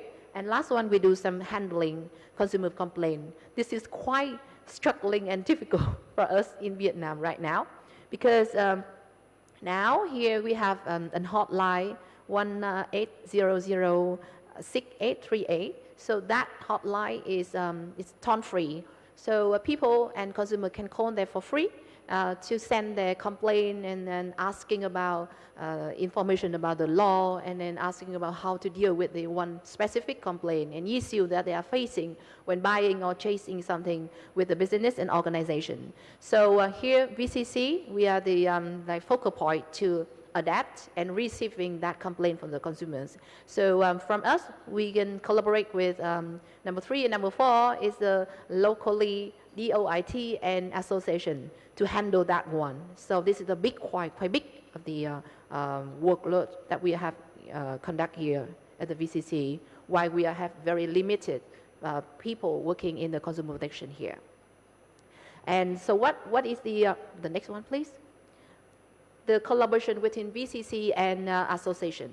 So here you can see that we have 4, oh sorry for the slide, the width.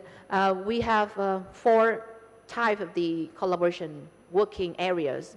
So the first one is organizational system improvement. So here we promote the establishment of the Consumer Protection Association in our Vietnam. So based on our law, to open and legal open one association in Vietnam, they need the approvals from some of the above authority, so including VCC. So that's why here we are one of the partner to support them in their development. And the second one is the advocacy activities. We collaborate with them in organizing advocacy activities that I mentioned with you before. And not only that activity that I mentioned, but also a lot of activity that association, they can do it, and they are the chair of that one activity, to invite VCC to participate as a guest and then participant as well. Also, we work with them in the law enforcement. In the law, there is one regulation to give them some tasks and activity that the association need to do to complete the law. So we work with them and coordinate with them to implement the assigned tasks by the law.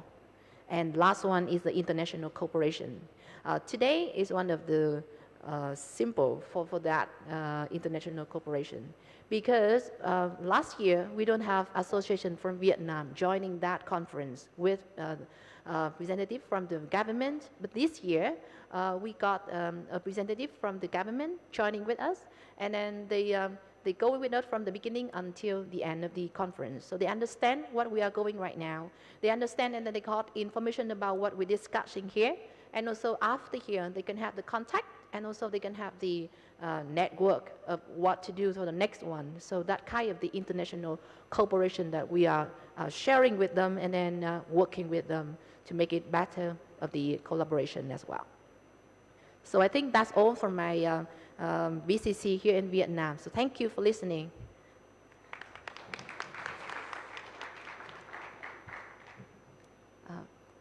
Give it back to the chair.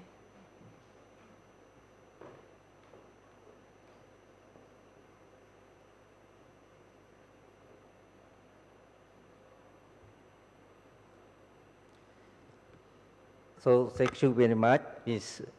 Hong Bích Thuy, who has shared us a very concrete experience of Vietnam on how to address the issue faced by vulnerable group within the consumer protection.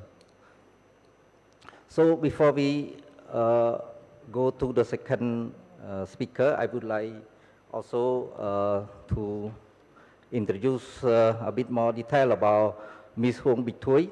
Ms. Hong Bích Thuy is the official at the Consumer Protection Board, Vietnam Competition Commission. She has more than 6 years work in consumer protection affairs. She also a member of editorial team of amending the law on consumer protection and consumer rights. She has participated in various international cooperation activity on consumer protection at Vietnam Consumer Commission. So I would like now to invite our second speaker from Myanmar, Dr. Myom Nyo Thai. She is going to share Myanmar experience on the primary challenge faced by marginalized or underserved community in accessing consumer protection service, particularly in digital economy, and also on consumer protection, how consumer protection agency identify and prioritize the needs of different community, and what are the national consumer protection program for marginalized consumer community. Yeah. FAS, she will also share the future plan to enhance collaboration between consumer protection agency and consumer association in Myanmar. So please, the floor is for you, Dr. Myom Nyo Thai.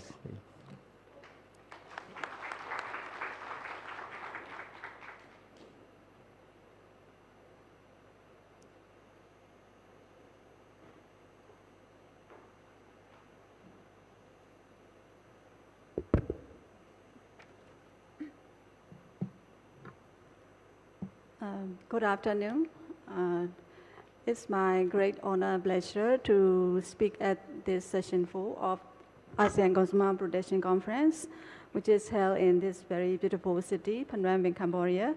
And also, I would like to extend my sincere thanks to the host country, government of Cambodia, particularly the Consumer Protection, Competition and Fraud Repression Directorate General, and also the ASEAN Secretariat and other dialogue partners like EU GIZ and UK EIB program, and all the distinguished guests for this conference.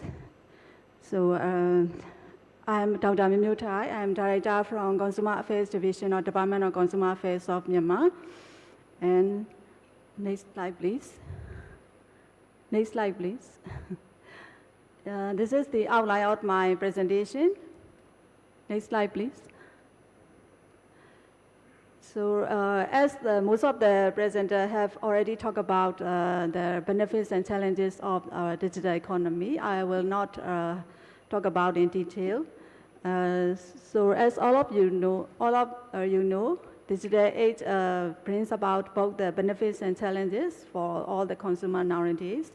And the benefits, like consumers can have a more wide range of choices for goods and services, and also they can get information more easily and quickly, and also they can consume more qualified goods and services.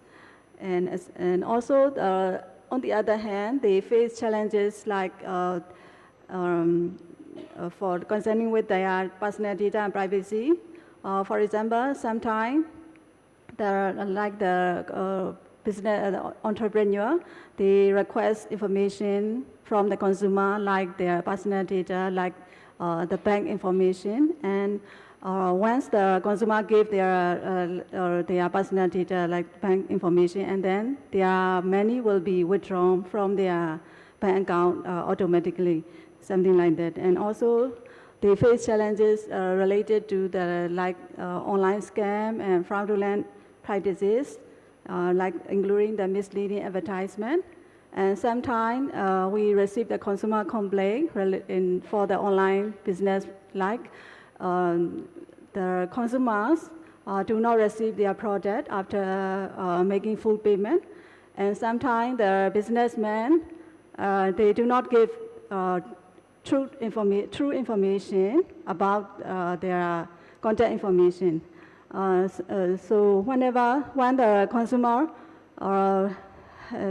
buy their goods and services, and then they make the full payment, and after making full payment, they cannot contact the businessman, because even if they give the businessman contact information, it's not the true one. It's the wrong information. So in this case, the consumers cannot contact the businessman, and something like that.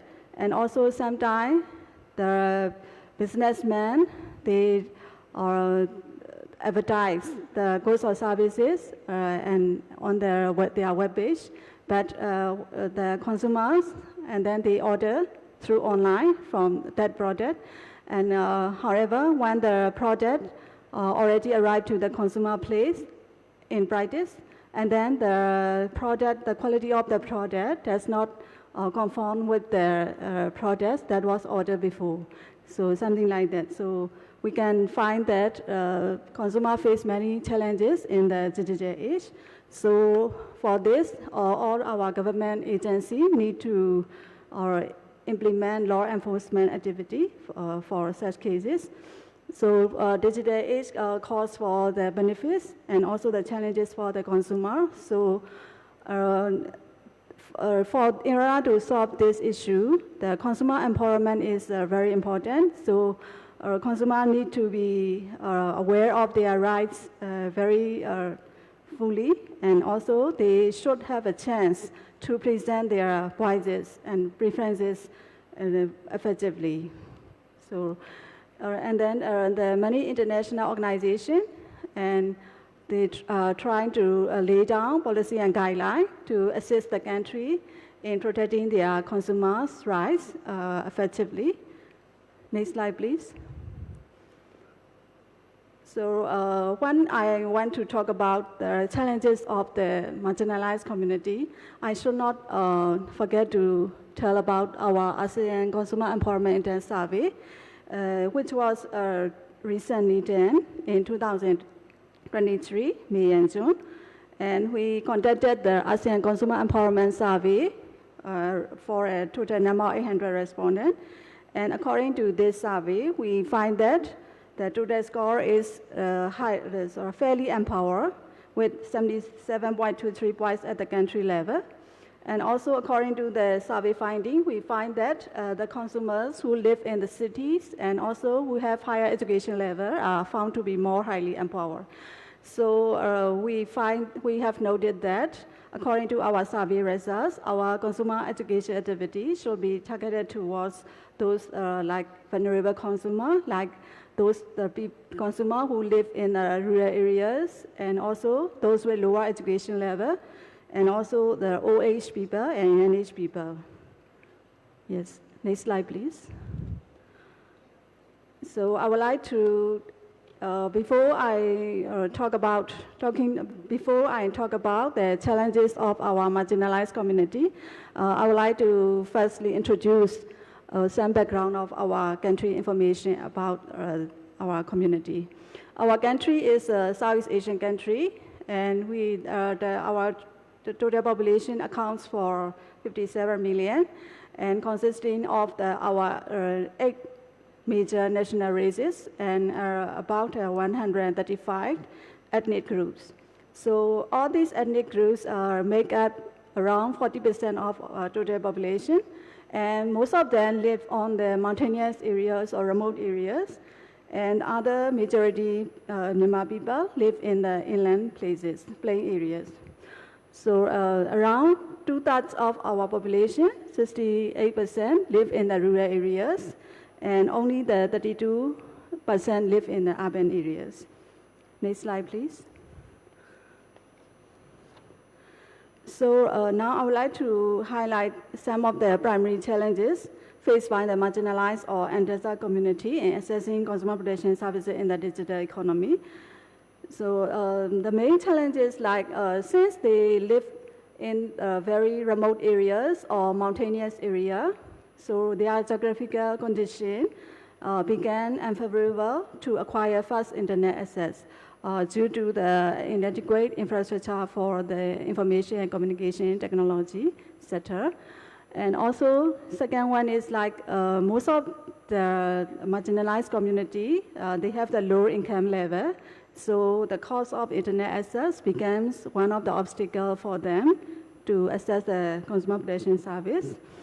And third one is like, since they live in the very remote areas or mountainous areas that are difficult to reach, our consumer protection official cannot reach their places very easily to communicate with them, to educate those community. And also, those community, they speak their national ethnic dialect, so sometimes the language they speak becomes a barrier for us to educate those community. And depending on their limited knowledge and education level, so they are very vulnerable to be deceived. And also, they are, depending on their simple and honest nature, they don't know how to protect their rights, particularly in the digital economy. Next slide, please. Now I would like to highlight about our National Consumer Protection Program, 2021 to 2025. And our Department of Consumer Affairs is the focal organization for consumer protection activity in Myanmar. Our department, we launched the National Consumer Protection Program, 2021 to 2025, with the approval of the permission from our Myanmar Consumer Protection Commission, which is the highest authority for our national consumer protection activity. The National Consumer Protection Program covers the 5 core process as shown on the slide. First one is developing and supporting consumer protection policy. Second one is consumer education. Third one is communication and cooperation. Fourth one is market surveillance. And last one is consumer redress. Yes. Next slide, please. So among those five core process, I would like to highlight about the consumer education program under our National Consumer Protection Program. So under our National Consumer Protection Program, we lay down the short-term and long-term plans to implement consumer education activity. We educate all the consumer at the national level, and also including the different community. And also to implement our consumer education activity, we work in coordination with relevant government agency and also non-governmental consumer organization and private sector organization. And also we conduct the activities for consumer advocacy and promoting the participation of consumer in our consumer protection events. For example, we hold the World Consumer Rights Day event annually. In those events, we invite the consumer and we allow them to present their views and preferences related to consumer protection. And also we publish the consumer education material like our consumer affairs newsletters and also our consumer protection monthly or yearly book. And also we distribute to the consumer our education material, including the pamphlet and brochure and also books on consumer protection. And also we educate the consumer through our Department of Consumer Affairs website and also TV and radio channel and our social media program like the Facebook. And also we work in coordination with the Ministry of Education to include our consumer protection subject in like the secondary level student and primary level student. Next slide, please. Our Department of Consumer Affairs, we have not only the headquarters office in Naypyidaw, but also we have the region and state head offices, 15 region and state head offices all over Myanmar. And we established the Consumer Information and Complaint Center in all those region and state head offices. And those centers, educate the consumers and also distribute information to the consumer, and also they receive the consumer complaints. And also, since the language barrier is one of the obstacles to educate the marginalized community, so our Department of Consumer Affairs recruits the well-trained native staff in those remote areas to educate those communities, including the online practices, online fraud practices. And also, one of the effective ways to educate those communities is like our department trying to communicate with the village head or community heads, and then we trying to request the community heads or village heads to summon the consumer in one place, like the village school or monastery, and then we try to educate the consumer in those places. And also we launch the media campaign from time to time, and also we distribute consumer-related information through our website and media. And also we broadcast consumer education program, and then we broadcast through this program via TV and radio channel, and we have the talk show and also video clip, and we educate the consumer with all these programs. Next slide, please. So under our National Consumer Protection Program, we specify the different target groups for consumer education activities. And the first target group is the consumer in general. We educate all the consumer at the national level. And also we specify the target group like the government ministry and also the non-governmental consumer association for our consumer education activity, because all these entities are very important for our consumer education activity.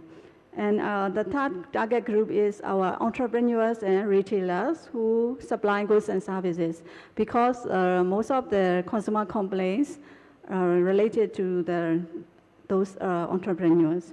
And also, we have the specific target group, like vulnerable consumer, including consumer with disability, illiterate consumers, old-orient consumers, and also communities in remote areas.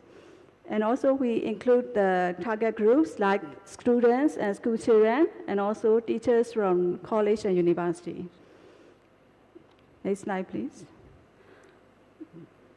This photo shows our consumer education activity in different regions and states at schools and university. Next slide, please. This is the photos of the World Consumer Rights Day ceremony, which was held on March 15, 2024 at our headquarters office and also in the Bago region. Yes. Next slide, please. So consumer associations play a vital role in implementing our consumer protection activity, including consumer education activities. So our Department of Consumer Affairs, currently we work in cooperation with those associations to empower the consumer and educate the consumer through our National Consumer Protection Program. And also in the future, we'll continue to work in cooperation with the association. And also, we will conduct consumer advocacy activity, and we will conduct the media campaign, and by working in coordination with relevant government agency and consumer association. And also, our department, being the focal organization for ASEAN Committee on Consumer Protection, we will implement strategic ASEAN Action Plan on Consumer Protection by working in coordination with relevant government agency and consumer association. And also, in accordance with our Consumer Protection Law 2019, we will work for the emergence of consumer associations, and we also try to work for the development of the association. And aware that protecting consumer rights is very important for all the consumers, particularly the marginalized consumer. Our Department of Consumer Affairs, will work in cooperation with local stakeholders as well as regional and international organizations to achieve this target in the future onwards. Thank you very much.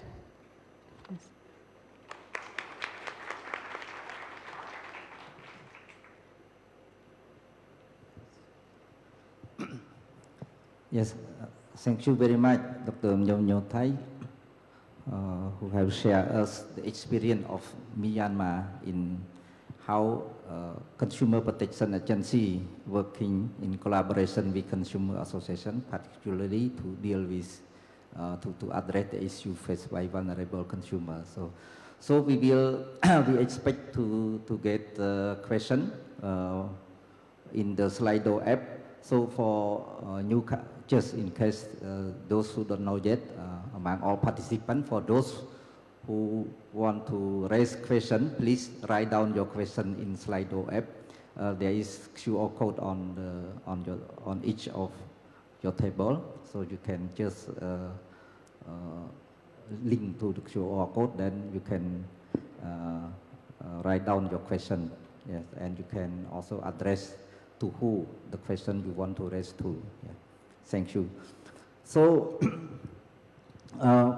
just before going to the next speaker, I would like just to introduce a bit more deeply about Dr. Nyo Thai.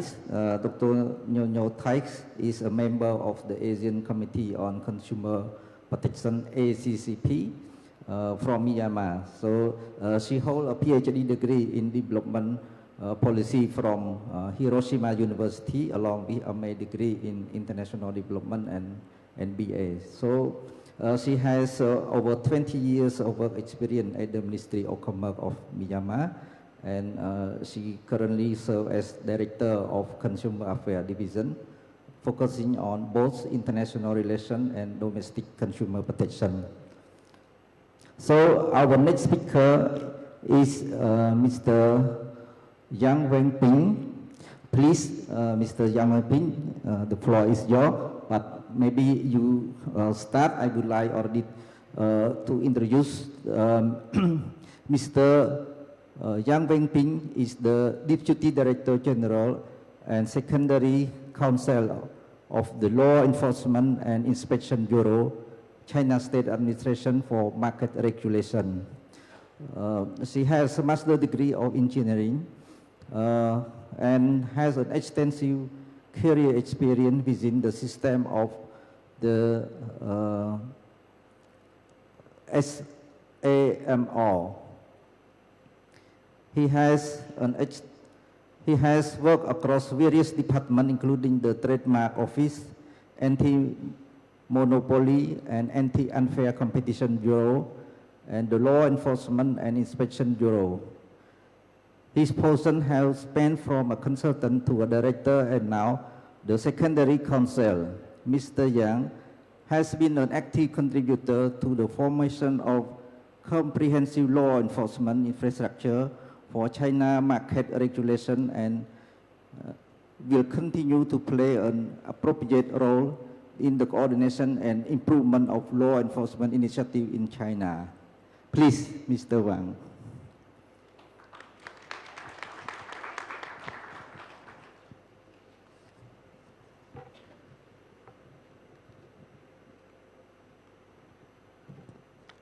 Good afternoon, everyone. I'm very pleased to represent the Law Enforcement Bureau of the SAMR to attend the fourth ASEAN Consumer Protection Conference. Our department is responsible for both consumer protection and market regulation law enforcement. Next page. I believe it's the first time that the Chinese Consumer Protection Agency has participated in this most important meeting of the ASEAN Committee on Consumer Protection. And it is also our first visit to the CCF in Cambodia. We appreciate the special invitation from the ASEAN Secretariat and the considerate preparations by our Cambodia hosts. Next page. I'd like to reflect on the recent effective cooperation between China and the ASEAN countries in the past few years. As you know, since last year, we have been working on the ACFTA version 3.0. Together with the ASEAN Secretariat and all member states present here, we have convened 8 rounds of negotiations and reached a full agreement in this June. The version 3.0 has become the first international FTA to include a dedicated chapter on consumer protection, marking a significant innovation and a breakthrough.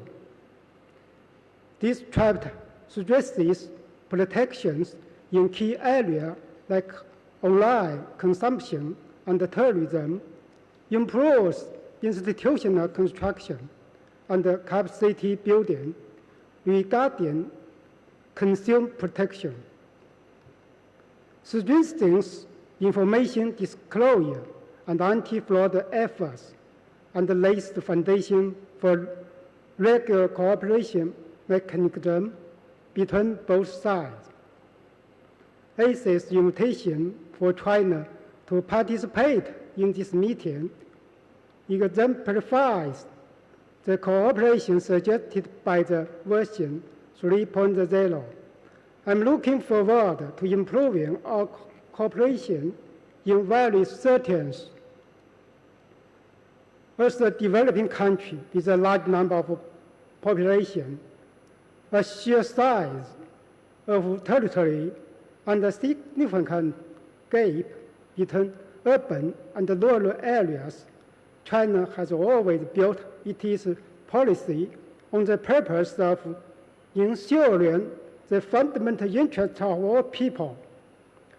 Chinese-style modernization is based on large population and the goal of common prosperity. Common prosperity not only require us to reduce gap in income and economic status, but also to reduce disparity in public services and legal rights. The Chinese government has always been devoted to foster fairness and justice. President Xi urges to enhance integrity in law enforcement and the judicial system to ensure that every citizen will feel fairness and justice in every case. China is also committed to improving the balance and the accessibility of public services, ensuring everybody's right to development, and fulfilling the pledge made by the UN 2030 Agenda for Sustainable Development. Next page. That's why we appreciate ASEAN's choice of laying foundation for inclusive and social consumer movements as one of the topics. It highlights our shared quality as developing countries, which we believe will enhance welfare and promote cultural exchange among us. Everyone is a consumer, no matter where we are or what we do, and regardless of our age, gender, income, medical condition, education, ethnicity, or religious belief, we are equally entitled to consumer rights. We have the right to live in a safe, worry-free, and satisfying consumption environment, to access fair, universal, and convenient public services, to protect our consumer rights, and to voice our opinions and needs. Consumer protection is a government function that benefits all people, a market structure that boosts all sectors, and a thematic project that affects all stakeholders. It aligns with the idea of inclusivity and empowers vulnerable groups. It requires cooperation among the government, the market, and the society. Also, we need to harness digital technology effectively. The above is my speech. Next, let my colleague Li Xisheng share 3 measures that Chinese government is taking. Thank you very much.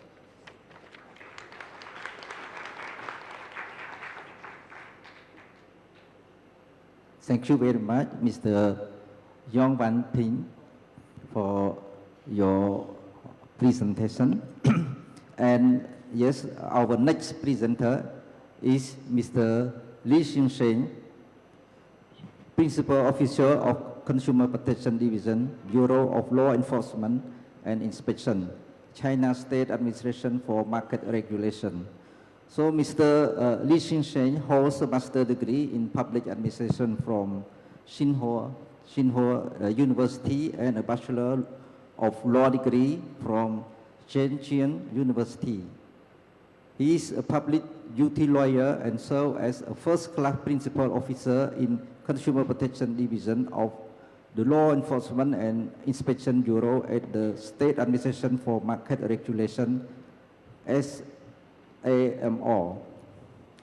He has worked in various departments, including Trade Office, Consumer Protection Bureau, Online Transaction Regulation Department, and the General Office of SAMR. He is the principal drafter of laws and policies such as the regulation on the implementation of the consumer protection law, and have participated in initiatives like the Worry-Free Consumption Campaign, publicity of consumer complaints, interministerial joint meeting, international cooperation, and publicity guidance. He has published over 20 academic papers in Chinese public administration and other publications. Yes, so Mr. Li Xingchen, the floor is to you, please. Thank you. Good afternoon, everyone. Thank you. Very nice to meet you and see some old friends here. Now let me share some specific measures we are working on. Next, please. And next. First, China has established the national 12315 platform to provide a fair and convenient service to every consumer. Next. Generally speaking, Chinese government protects consumers in two ways. First, government agencies investigate illegal activities identified by consumer reports or administrative supervision. Then we impose penalties, sometimes criminal offenses. Second, government agencies also provide mediation for consumers to seek refund or compensation, ensuring that business will comply with their civil obligations. Compared to punishing illegal acts, seeking damages and recovering economic loss is more urgent and important to vulnerable consumers. But it can't be all covered by private remedy. Not every consumer has the ability to negotiate or to afford the attorney fee. So ADR is crucial. Next. Since 1998, China set up several consumer complaint hotlines managed by several different departments. Following the reform of SAMR in 2018, we integrated them into one unified national hotline, that is 12315, with call centers in every city, so consumers can call the same hotline anywhere instead of searching for different local numbers or walking into different local offices. 12315 is so widely known that even who lives in remote areas or with less education or with lower income are familiar with this number. However, the hotline service has its limits. For one, hotlines have limited business hours and manpower, making them sometimes inaccessible. Second, it's hard to describe the complaint in detail over the phone, and the evidence can't be submitted online directly. So consumers still have to mail the paperwork, which slows down the process. And third, consumers can't check the process online. When the complaint is accepted or is closed, they can only wait for agencies to call back. Next. So given these problems, we launched the national 12315 platform in 2017 and upgraded in 2019. It's China's first and largest nationwide online network for consumers. Every consumer can log onto that platform 24 hours a day, search a specific enterprise by its name or address, and file complaints or reports to local authorities online. They can choose specific type of goods or services, clarify their claims, and submit evidence online. They can also check the updates on their process online. After receiving a complaint, the authority will decide whether to accept the complaint within 7 business days and organize the mediation between the parties within 60 days. If illegal acts are identified during the mediation, then we will initiate an investigation either. Moreover, large e-commerce platforms also share their data with these 12315 platforms. By entering an order number, the authority can look up time, the product, the amount or the vendor. Since its launch, the platform has 23 million users, handled over 33 million complaints and reports, and recovered a loss of $2.8 billion. Next. Second, we have developed systems for dispute resolution and prevention to ensure that business take primary responsibility for consumers. The core of consumer movement is to compensate for market failures and reduce asymmetries between consumers and enterprises, thereby reducing disputes at its source. So prevention is the best protection. Next. For one, China has created a system to publicize consumer complaints. Information is one of the biggest concerns, and as many of you have mentioned, fake or misleading reviews have diminished its credibility. In comparison, consumer complaints and subsequent results can provide more valuable information. So last year, we launched a national consumer complaint information publicity platform, which makes public real-time updates on complaints processed by local authorities. Complaints are automatically categorized and sorted by time, region, and sectors, so consumers can find out complaints against one particular enterprise, stay updated on trading complaints, and stem latest local complaints. The transparency reduces information asymmetry, helping consumers to make informed choice, to vote with their choice, to compare business to enhance integrity. And some local authorities also extend the offline complaint disclosure mechanism, like in shopping malls or in big markets, encouraging in-store business to improve timely. Next. So far, the platform has disclosed nearly 9 million complaints. We have witnessed a monthly decrease of complaints nationwide, which indicates some kind of success in reducing disputes at its source. Next. Next. Second, we have established a mechanism of ODR. We encourage enterprises to join the 12315 platform and mark the green channel. That means the green channel. Consumers can settle the case with enterprises directly online before they file a complaint. If a business refuses to settle, then consumers can continue to file a complaint. So far, we have onboarded 166,000 businesses to the ODR system, leading to the successful settlement of 5.8 billion disputes before administrative mediation. Thereby, it has resolved 18% of disputes at the source, reducing public expense, lowering compliance costs for business, and speeding up dispute resolution. Next.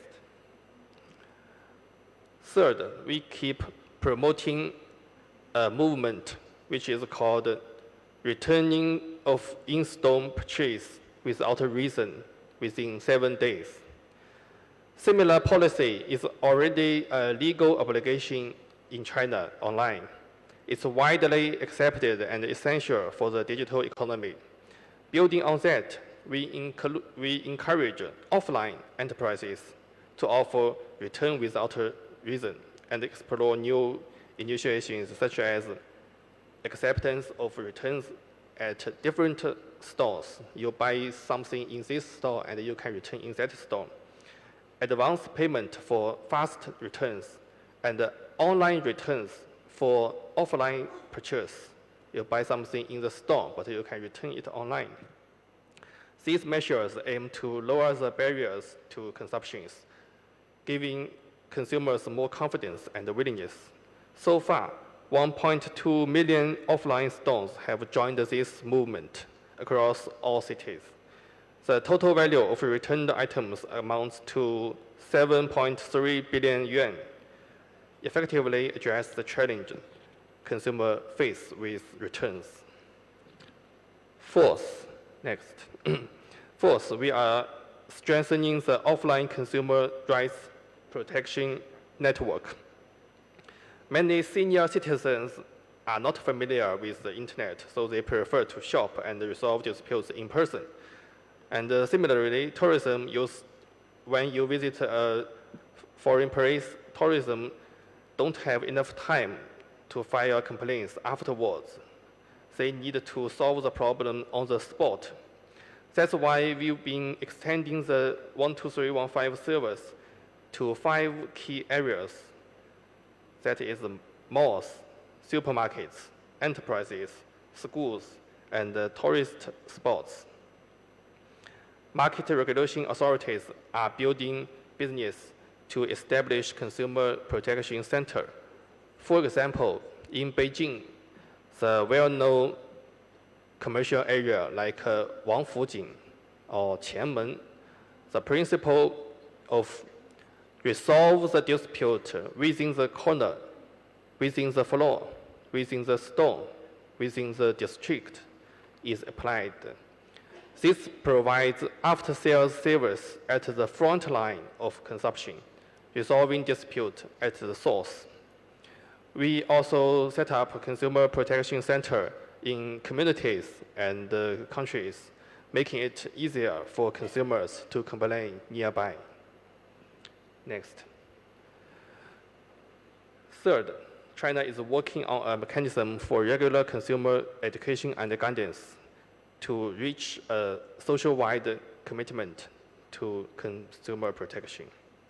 We have always emphasized campaigns on legal awareness, consumer education, business compliance, and we stress the important role of social organizations like consumer associations and industry associations.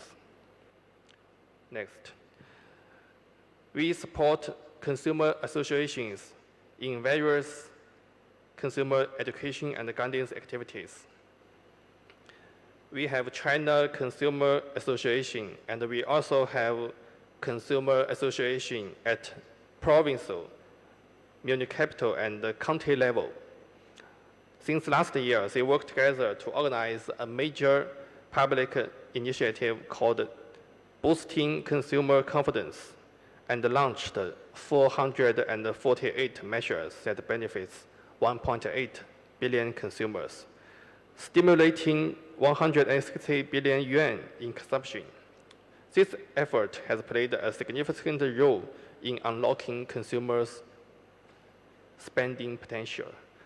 Last year, they have also issued 27 consumer alerts and advisories, as well as joint movement with our Ministry of Education, with the Chinese Leisure Association, and the Chinese Hotel Association. They have also made consumer-friendly education videos, post 169 episodes to play online. We have over 130 million views. Second, the national and the provincial consumer association can file consumer public interest civil lawsuits. They have focused on issues that matter most to vulnerable consumers, such as food safety, online shopping, mobile apps, personal information protection, railway transportation, water supply services, agricultural vehicles, and shared bicycles. Over 110 lawsuits have been filed, which effectively safeguards the legal rights of consumers. For instance, the Zhejiang Province Consumer Association, they sued the railway regulation for forcing travelers to repurchase lost tickets. When you lost one ticket, we used to have to repurchase one. Now it's abandoned. The Guangdong Province Consumer Association take a lawsuit against the production and the sale of fake salt. This becomes the first public interest lawsuit in China, which the court awarded punitive damages. Additionally, Chongqing Consumer Association have filed a public interest case related to personal information protection. All these cases effectively address the power imbalance faced by vulnerable consumers and promote social fairness and justice through one case. That is my introduction. Thank you. Thank you very much, Mr. Li Shisheng, for sharing us the experience of China authority in dealing with consumer protection, with focusing on 3 measures taken by the Chinese government. So the national 1, 2, 3, 4, 5 program platform to provide fair and convenient government service to every consumer, so including marginalized or vulnerable consumer. System for dispute resolution and prevention to ensure that enterprise take primary responsibility for consumer, and a mechanism for regular consumer education and guideline. Yeah. Thank you very much. So now we collect questions from the floor. The secretariat team, please, could you please show the, here. So we have the question here. The first one for our Vietnamese speaker. So, what promoted Vietnam to create a separate law for vulnerable consumers? How is it different from the consumer law for those who are not vulnerable? So, please. Okay, so thank you, ASEAN Secretary, for the questions. From Vietnam, so as I mentioned on our presentation, we have some reasons based on the needs of the context and also the international experience learning, and also the needs of the requirement of the society. So we decided to add more regulation focusing for vulnerable consumers in our law. But beside the regulation for the vulnerable consumers, the normal consumer, they still have another rights, and also the business and trader as well. They also have the obligations to conduct with the consumer as a normal one. But just beside the normal obligations that the trader have to convey with the consumer in general, they have to do and then decide more activities and responsibility to specific consumers that we call the vulnerable consumers. Thank you.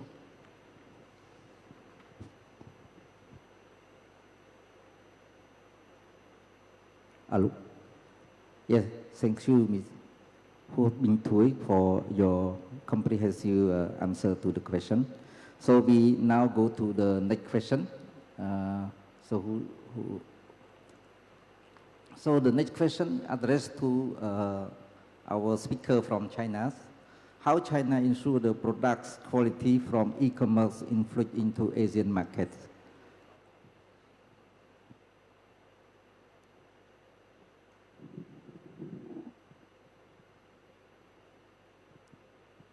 Well, it's a tough question. We think we maybe need some time to research and reply in papers. Yeah, sorry.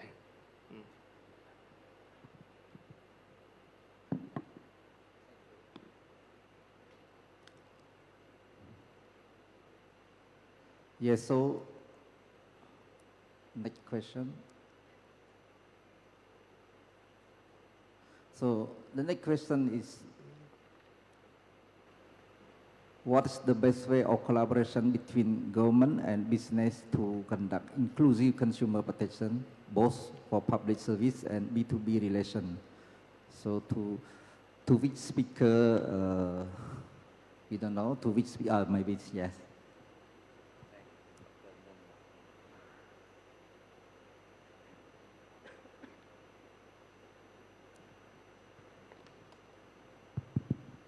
Thank you.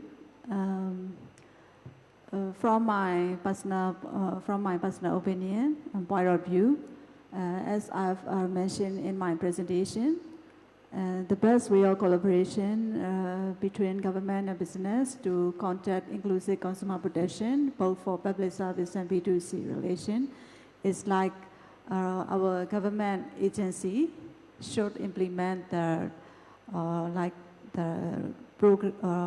for us, for Myanmar, we implement the National Consumer Protection Program at the national level.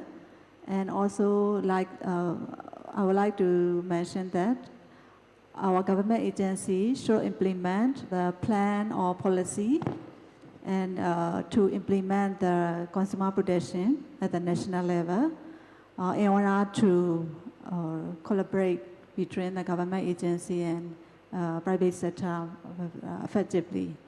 And this is the one way, this is the best way. And also, I also would like to add some more point.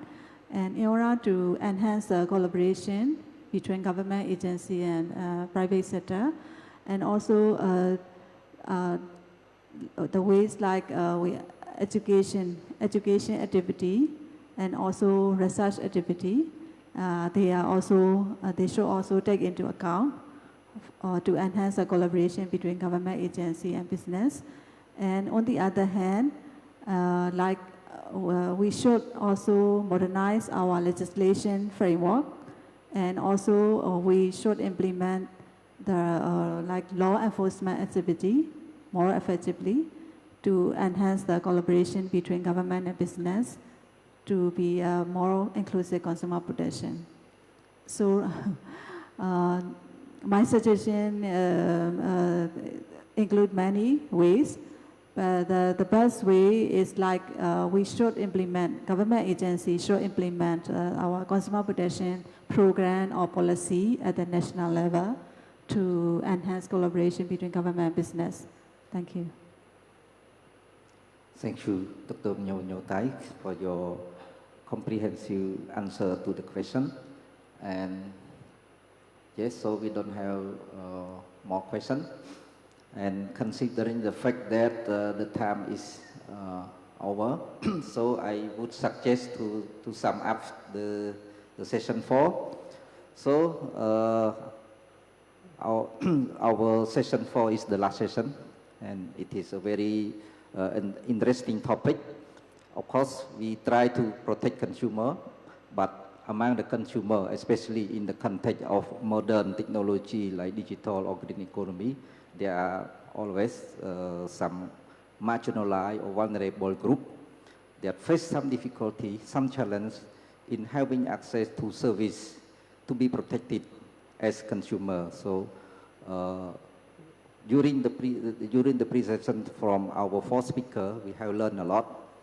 The concrete experience from 2 Asian countries, Myanmar and Vietnam, and 1 Asian partner country, China, how consumer protection authority in these 3 countries collaborate with consumer associations to address the challenge faced by marginalized or vulnerable consumer, so that we will not leave anyone behind. Yeah.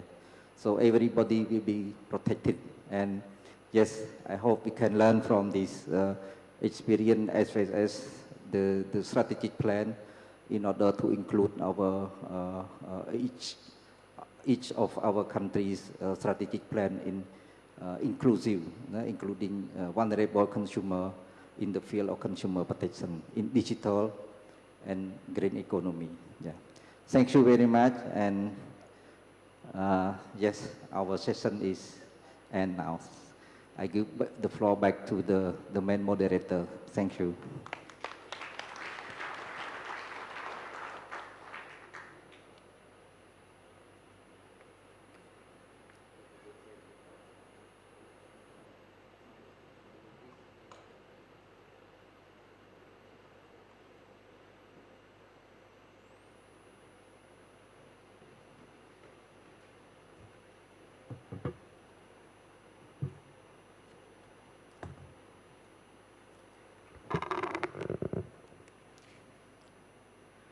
Hello.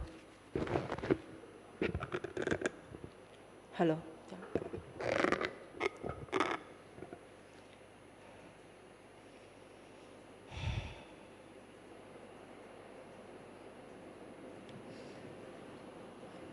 Okay, so welcome back after the 4 sessions has finished. So I believe each one of us has still a lot of information. The theory from the innovations, protections, and sustainability. So thank you, Bong Pratsariwat, for giving me back the tough job to conclude and also to wrap up all of every sessions. From session number 1, number 2, number 3, and number 4. So make sure don't miss anything, but at least at the end of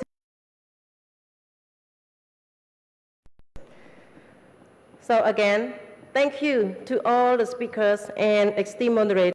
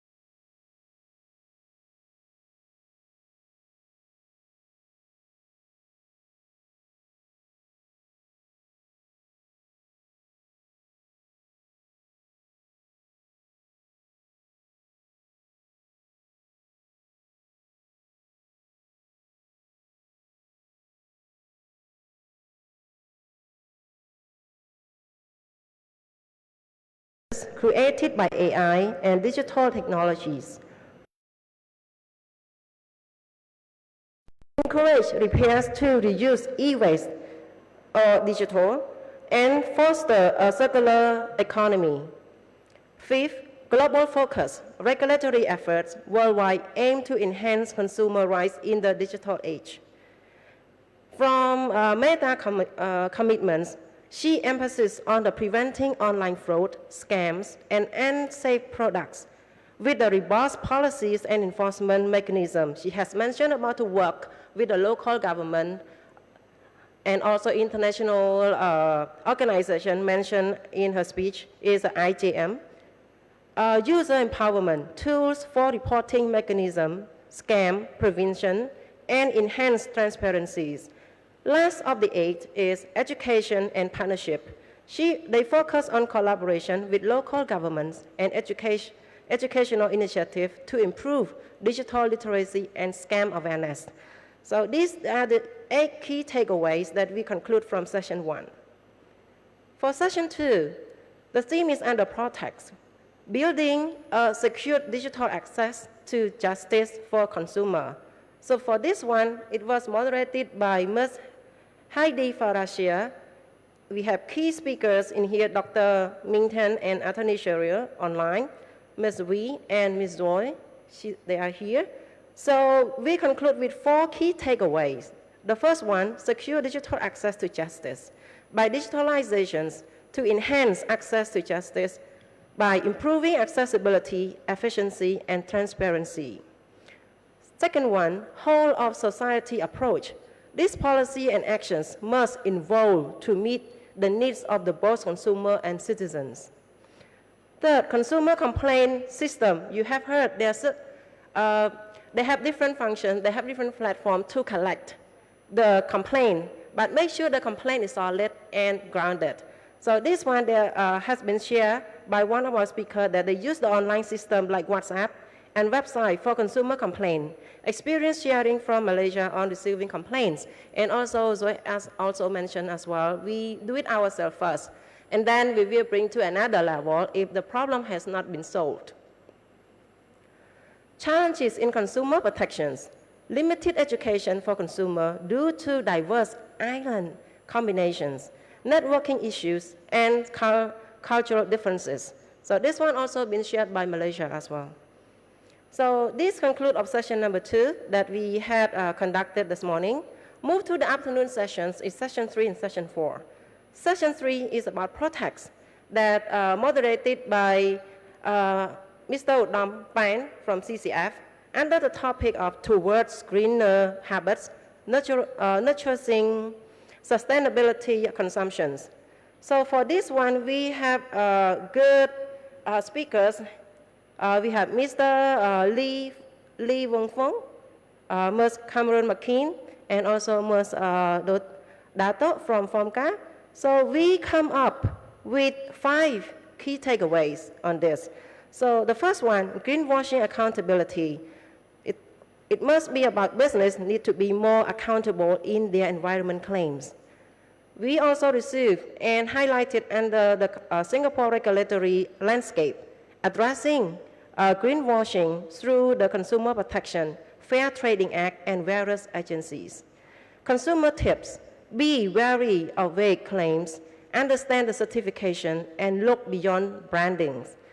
From ACCP approach, as mentioned by Ms. McKean, we have to address the greenwashing through education, law enforcement, and managing product safety issues. By doing this, we have to keep on the threat by the law enforcement. Last but not least is public guidelines. It has to be essential for business to follow regulatory frameworks internationally and locally. So to conclude session 4 that just happened earlier, moderated by Mr. Prasarewat, we have very good discussions also from the presentations of our key speakers. So we conclude with the 5 key takeaways. First one is inclusive focus. By protecting vulnerable consumer and ensuring no one is left behind, as we have heard since the morning from the pre-recorded videotape, this is the very good one, that no one's left behind regardless of their physical or status, social status. So this one, inclusive focus, as I mentioned earlier, we have to protect vulnerable consumer and ensuring no one's left behind. The second one, comprehensive approach. We have to detail definition, processes, and responsibilities for the traders in the law on protection of the consumer rights in 2023. Alignment with the international standards, regulations align with the international experience and specialized law on vulnerable people.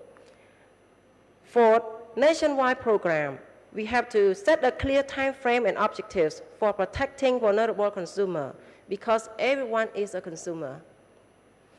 Active advocacy and cooperations. As mentioned earlier, you have heard about law enforcement. You have heard about advocacy. We have to bring up the voice regardless of who you are and where you are from. Your voice has to be heard. So this one, active advocacy is very important and has to be cooperative with the local government, also the regulators. We have to enhance consumer protections through advocacy, different platforms, collaborations, and international cooperations. So these all are the conclude of the key takeaway of each sessions that I have raised up. So in conclusion, our discussion have underscored the importance of balancing innovation with consumer protections, fostering sustainable consumptions, and ensuring inclusive and equitable consumer movements. Let's continue to work together to create a safer, fairer, and more sustainable in the future for all our customers, no matter where they are. So thank you for your attention throughout of our 4 sessions. So I will hand this back to our MC to manage the floor. Thank you.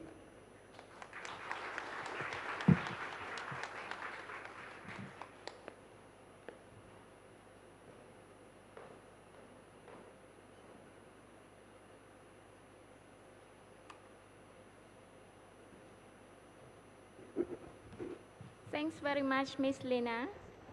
So, Excellencies, ladies and gentlemen, may we request everyone for some minutes waiting for setting up the stage.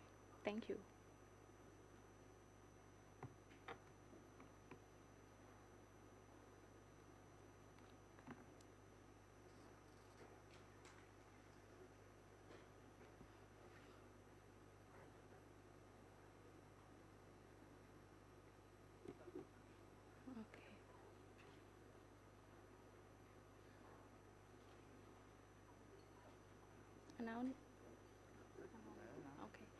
Please welcome the arrival of His Excellency Dominic William, British Ambassador to Cambodia, and His Excellency Pan On for the closing ceremonies.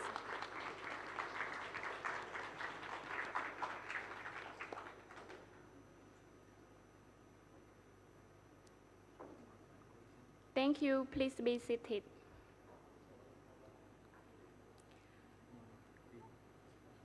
About this time, may we invite His Excellency Dominic Williams, British Ambassador to Cambodia, for closing remarks, please.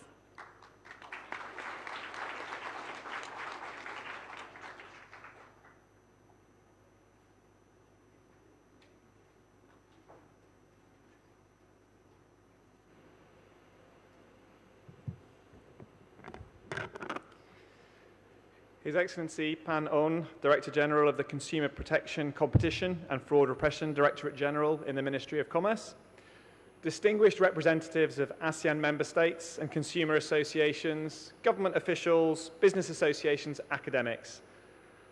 Welcome to the closing of the first day of the 4th ASEAN Consumer Protection Conference, which we're delighted is taking place here in Phnom Penh in Cambodia. And I'm delighted to welcome you as ASEAN's newest dialogue partner and as part of our support for ASEAN. And it's a privilege for us to be able to support this event alongside our German friends and colleagues from GIZ and the German Embassy. And I'm delighted really that Cambodia has the opportunity to host this so early on in this conference's existence. As I'm sure you all know, consumer protection plays a critical role in boosting economic activity. The role that you all play in ensuring that there are safety standards for products, mechanisms for consumers to hold businesses to account if they're wronged, to set standards for product information, and to ensure a level playing field between businesses, make sure that consumers have confidence and trust in economic transactions. And this boosts the level of economic activity, which supports the prosperity of all our countries. And I genuinely am a big believer that consumer protection is all about keeping our friends and our families safe when they're purchasing things or when we're giving gifts to people, and about giving people certainty. Because if you have certainty about the quality of the products that you are purchasing, you are more likely to buy them with confidence, and that increases the volume of transactions and the volume of economic activity, which benefits everybody. But it feels in keeping with the spirit of today to start my words by reflecting on you all as consumers of this conference. And I'm conscious that you've had a fascinating day. The agenda looks like it's been really interesting, but it's been quite weighty. I know that you're overrunning slightly, so you've had a lot of very detailed conversations. So I think perhaps the best protection that I can offer you as consumers of this conference is to keep the words I say relatively brief. So I'm sorry that I couldn't hear all the views that you discussed today, and I know that it's been a very busy and productive day, and that you will have shared a range of regional and global perspectives on how best to create environments that all consumers can be empowered and have the trust and confidence to access safe goods and services that meet their increasing and changing needs. Now, like so many areas that we work on today, this is not an area where one country has all the answers. And in fact, it's best that we face many challenges together through shared experiences and through our diversity of experiences, because that's how we'll come up with the best solutions. And it's also in an area like consumer protection, with our increasingly globalized economies, with goods moving across borders at ever greater volumes, there are real benefits from us working together and harmonizing the standards that we produce. And this makes a lot of sense for our businesses. You know, if your businesses want to export outside your own country to other countries in the ASEAN region or internationally, then it saves them a lot of hassle if they don't have to redesign products, repackage products, recertify them to meet different levels of standards. The more we can make these standards similar and easy for businesses to understand, the easier it is for a greater number of all of our businesses in all of our countries to export. And particularly if we want the small and medium enterprises to be able to lift their eyes above the national horizons and export to other countries, we need to facilitate that by harmonizing the standards as much as we can. And I think we've got a fantastic opportunity today to be able to do this with the advantages of digital connectivity. Through digital connectivity, it's easier for consumers to communicate their expectations, for businesses to hear and understand their concerns, and for governments to work together to shape the regulatory environment.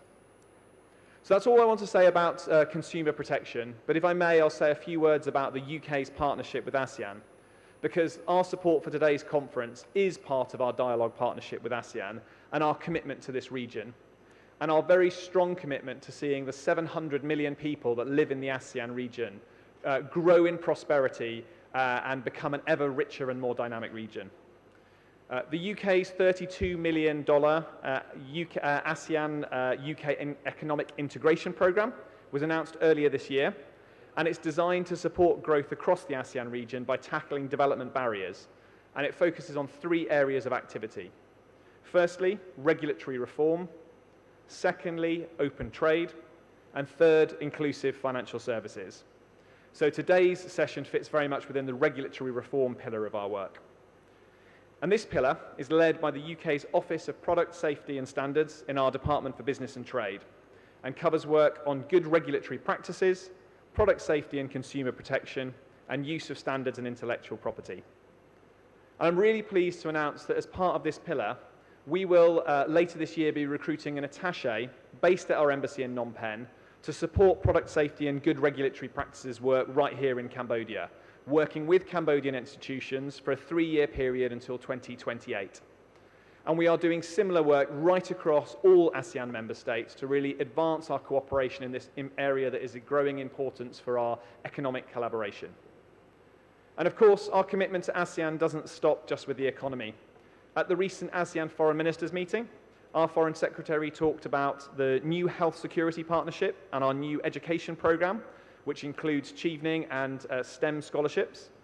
And we're already delivering our ASEAN UK Women, Peace and Security programme and are working towards launching our ASEAN UK Green Transition Fund. So you can expect to see more of the UK, us being more active across ASEAN in all the issues that matter to you and your societies. So I'm going to conclude now just by wishing you congratulations on your hard work today. I know it has been a long day, so I hope that you are able to relax this evening because you have another 2 days ahead of you, that you're able to enjoy being in Phnom Penh, make the most to try some Cambodian food, see something of the city. And I wish you every success in your work to keep consumers safe and empowered while enabling all our businesses to invest and to grow. Thank you very much for listening.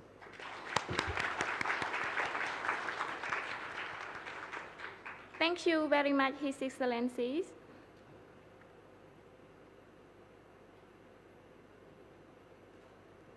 So now, it is our great pleasure to invite His Excellency Pan On, Delegate of the Royal Government of Cambodia in charge as Director General of CCF for closing remarks, please.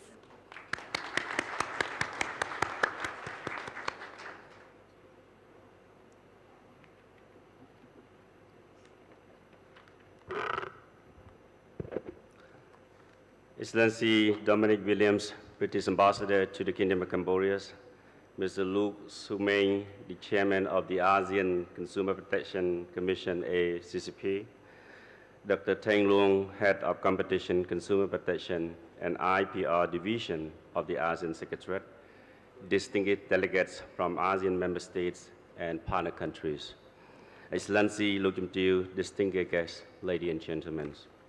I believe that you have enjoyed all the sessions that are being discussed in the 4th ASEAN Consumer Protection Conference today, which I proudly say that Cambodia had the great honor to be the host.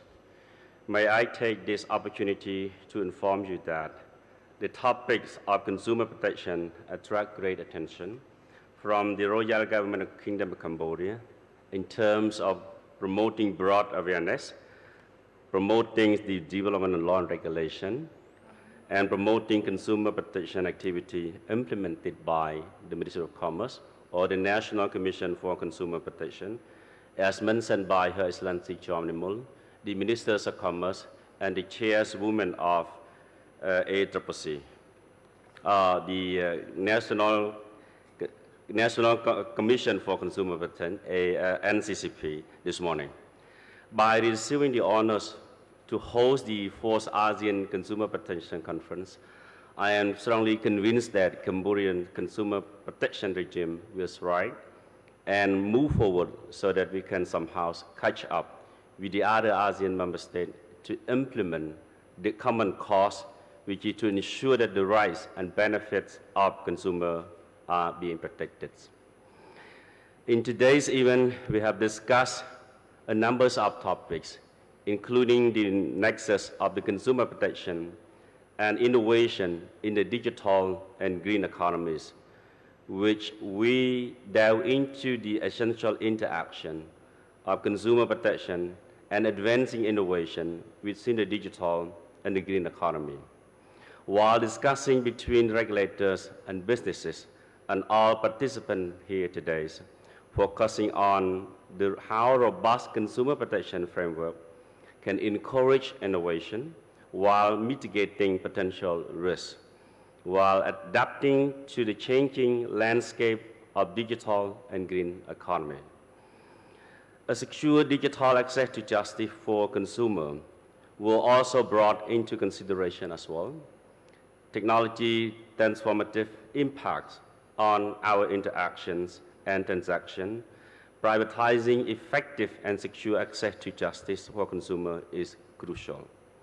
With this, we need to come up with the strategy for establishing the consumer-centric infrastructures that enable confident navigation of digital economies. Additionally, they will delve into the complexity of developing resilient digital access to the justice systems. Distinguished delegation, ladies and gentlemen, in the face of global environmental challenges, it becomes essential to equip consumers with information and resources for making the environmentally friendly decisions in their everyday life.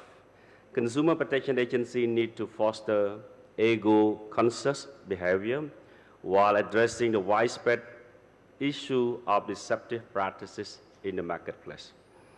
As we speak, consumer protection agencies worldwide are formulating the tactics to distinguish authenticity, sustainability claims from greenwashing, empowering consumers to actively contribute to a healthy planet. To address this issue emerge, understanding the significance of addressing the unique requirements and obstacles encountered by various communities, including marginalized or underserved groups. Consumer Protection Agency work in consumer association. The goal is to empower individuals to advocate for their rights and preferences effectively by setting out initiatives aimed at promoting a fairer and more just society where everyone can flourish.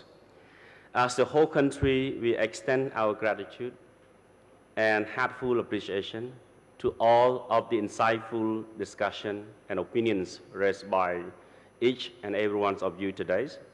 Your presence and deliberation here reflect your commitments to making a positive differences, and we are excited to embark on this journey of shared learning and progress with you all.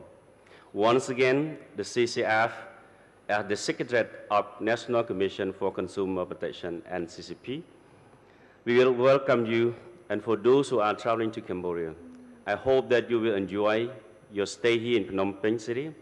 May our time together be both productive and memorable, and may our effort lead to the solution for the whole of ASEAN.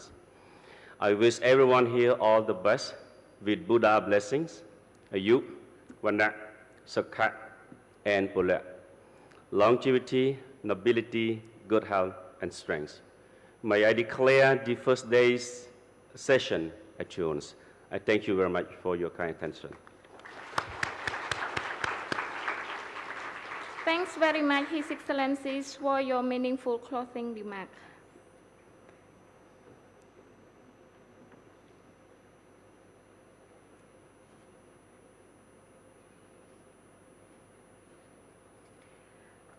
Your Excellency, honorable guests, ladies and gentlemen, the 4th ASEAN Consumer Protection Conference is now concluded. The attendees are welcome to the coffee break. The refreshment will be served outside the conference venue.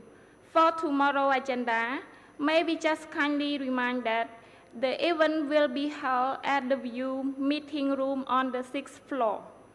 Please enjoy your day in Phnom Penh, Cambodia. Thank you.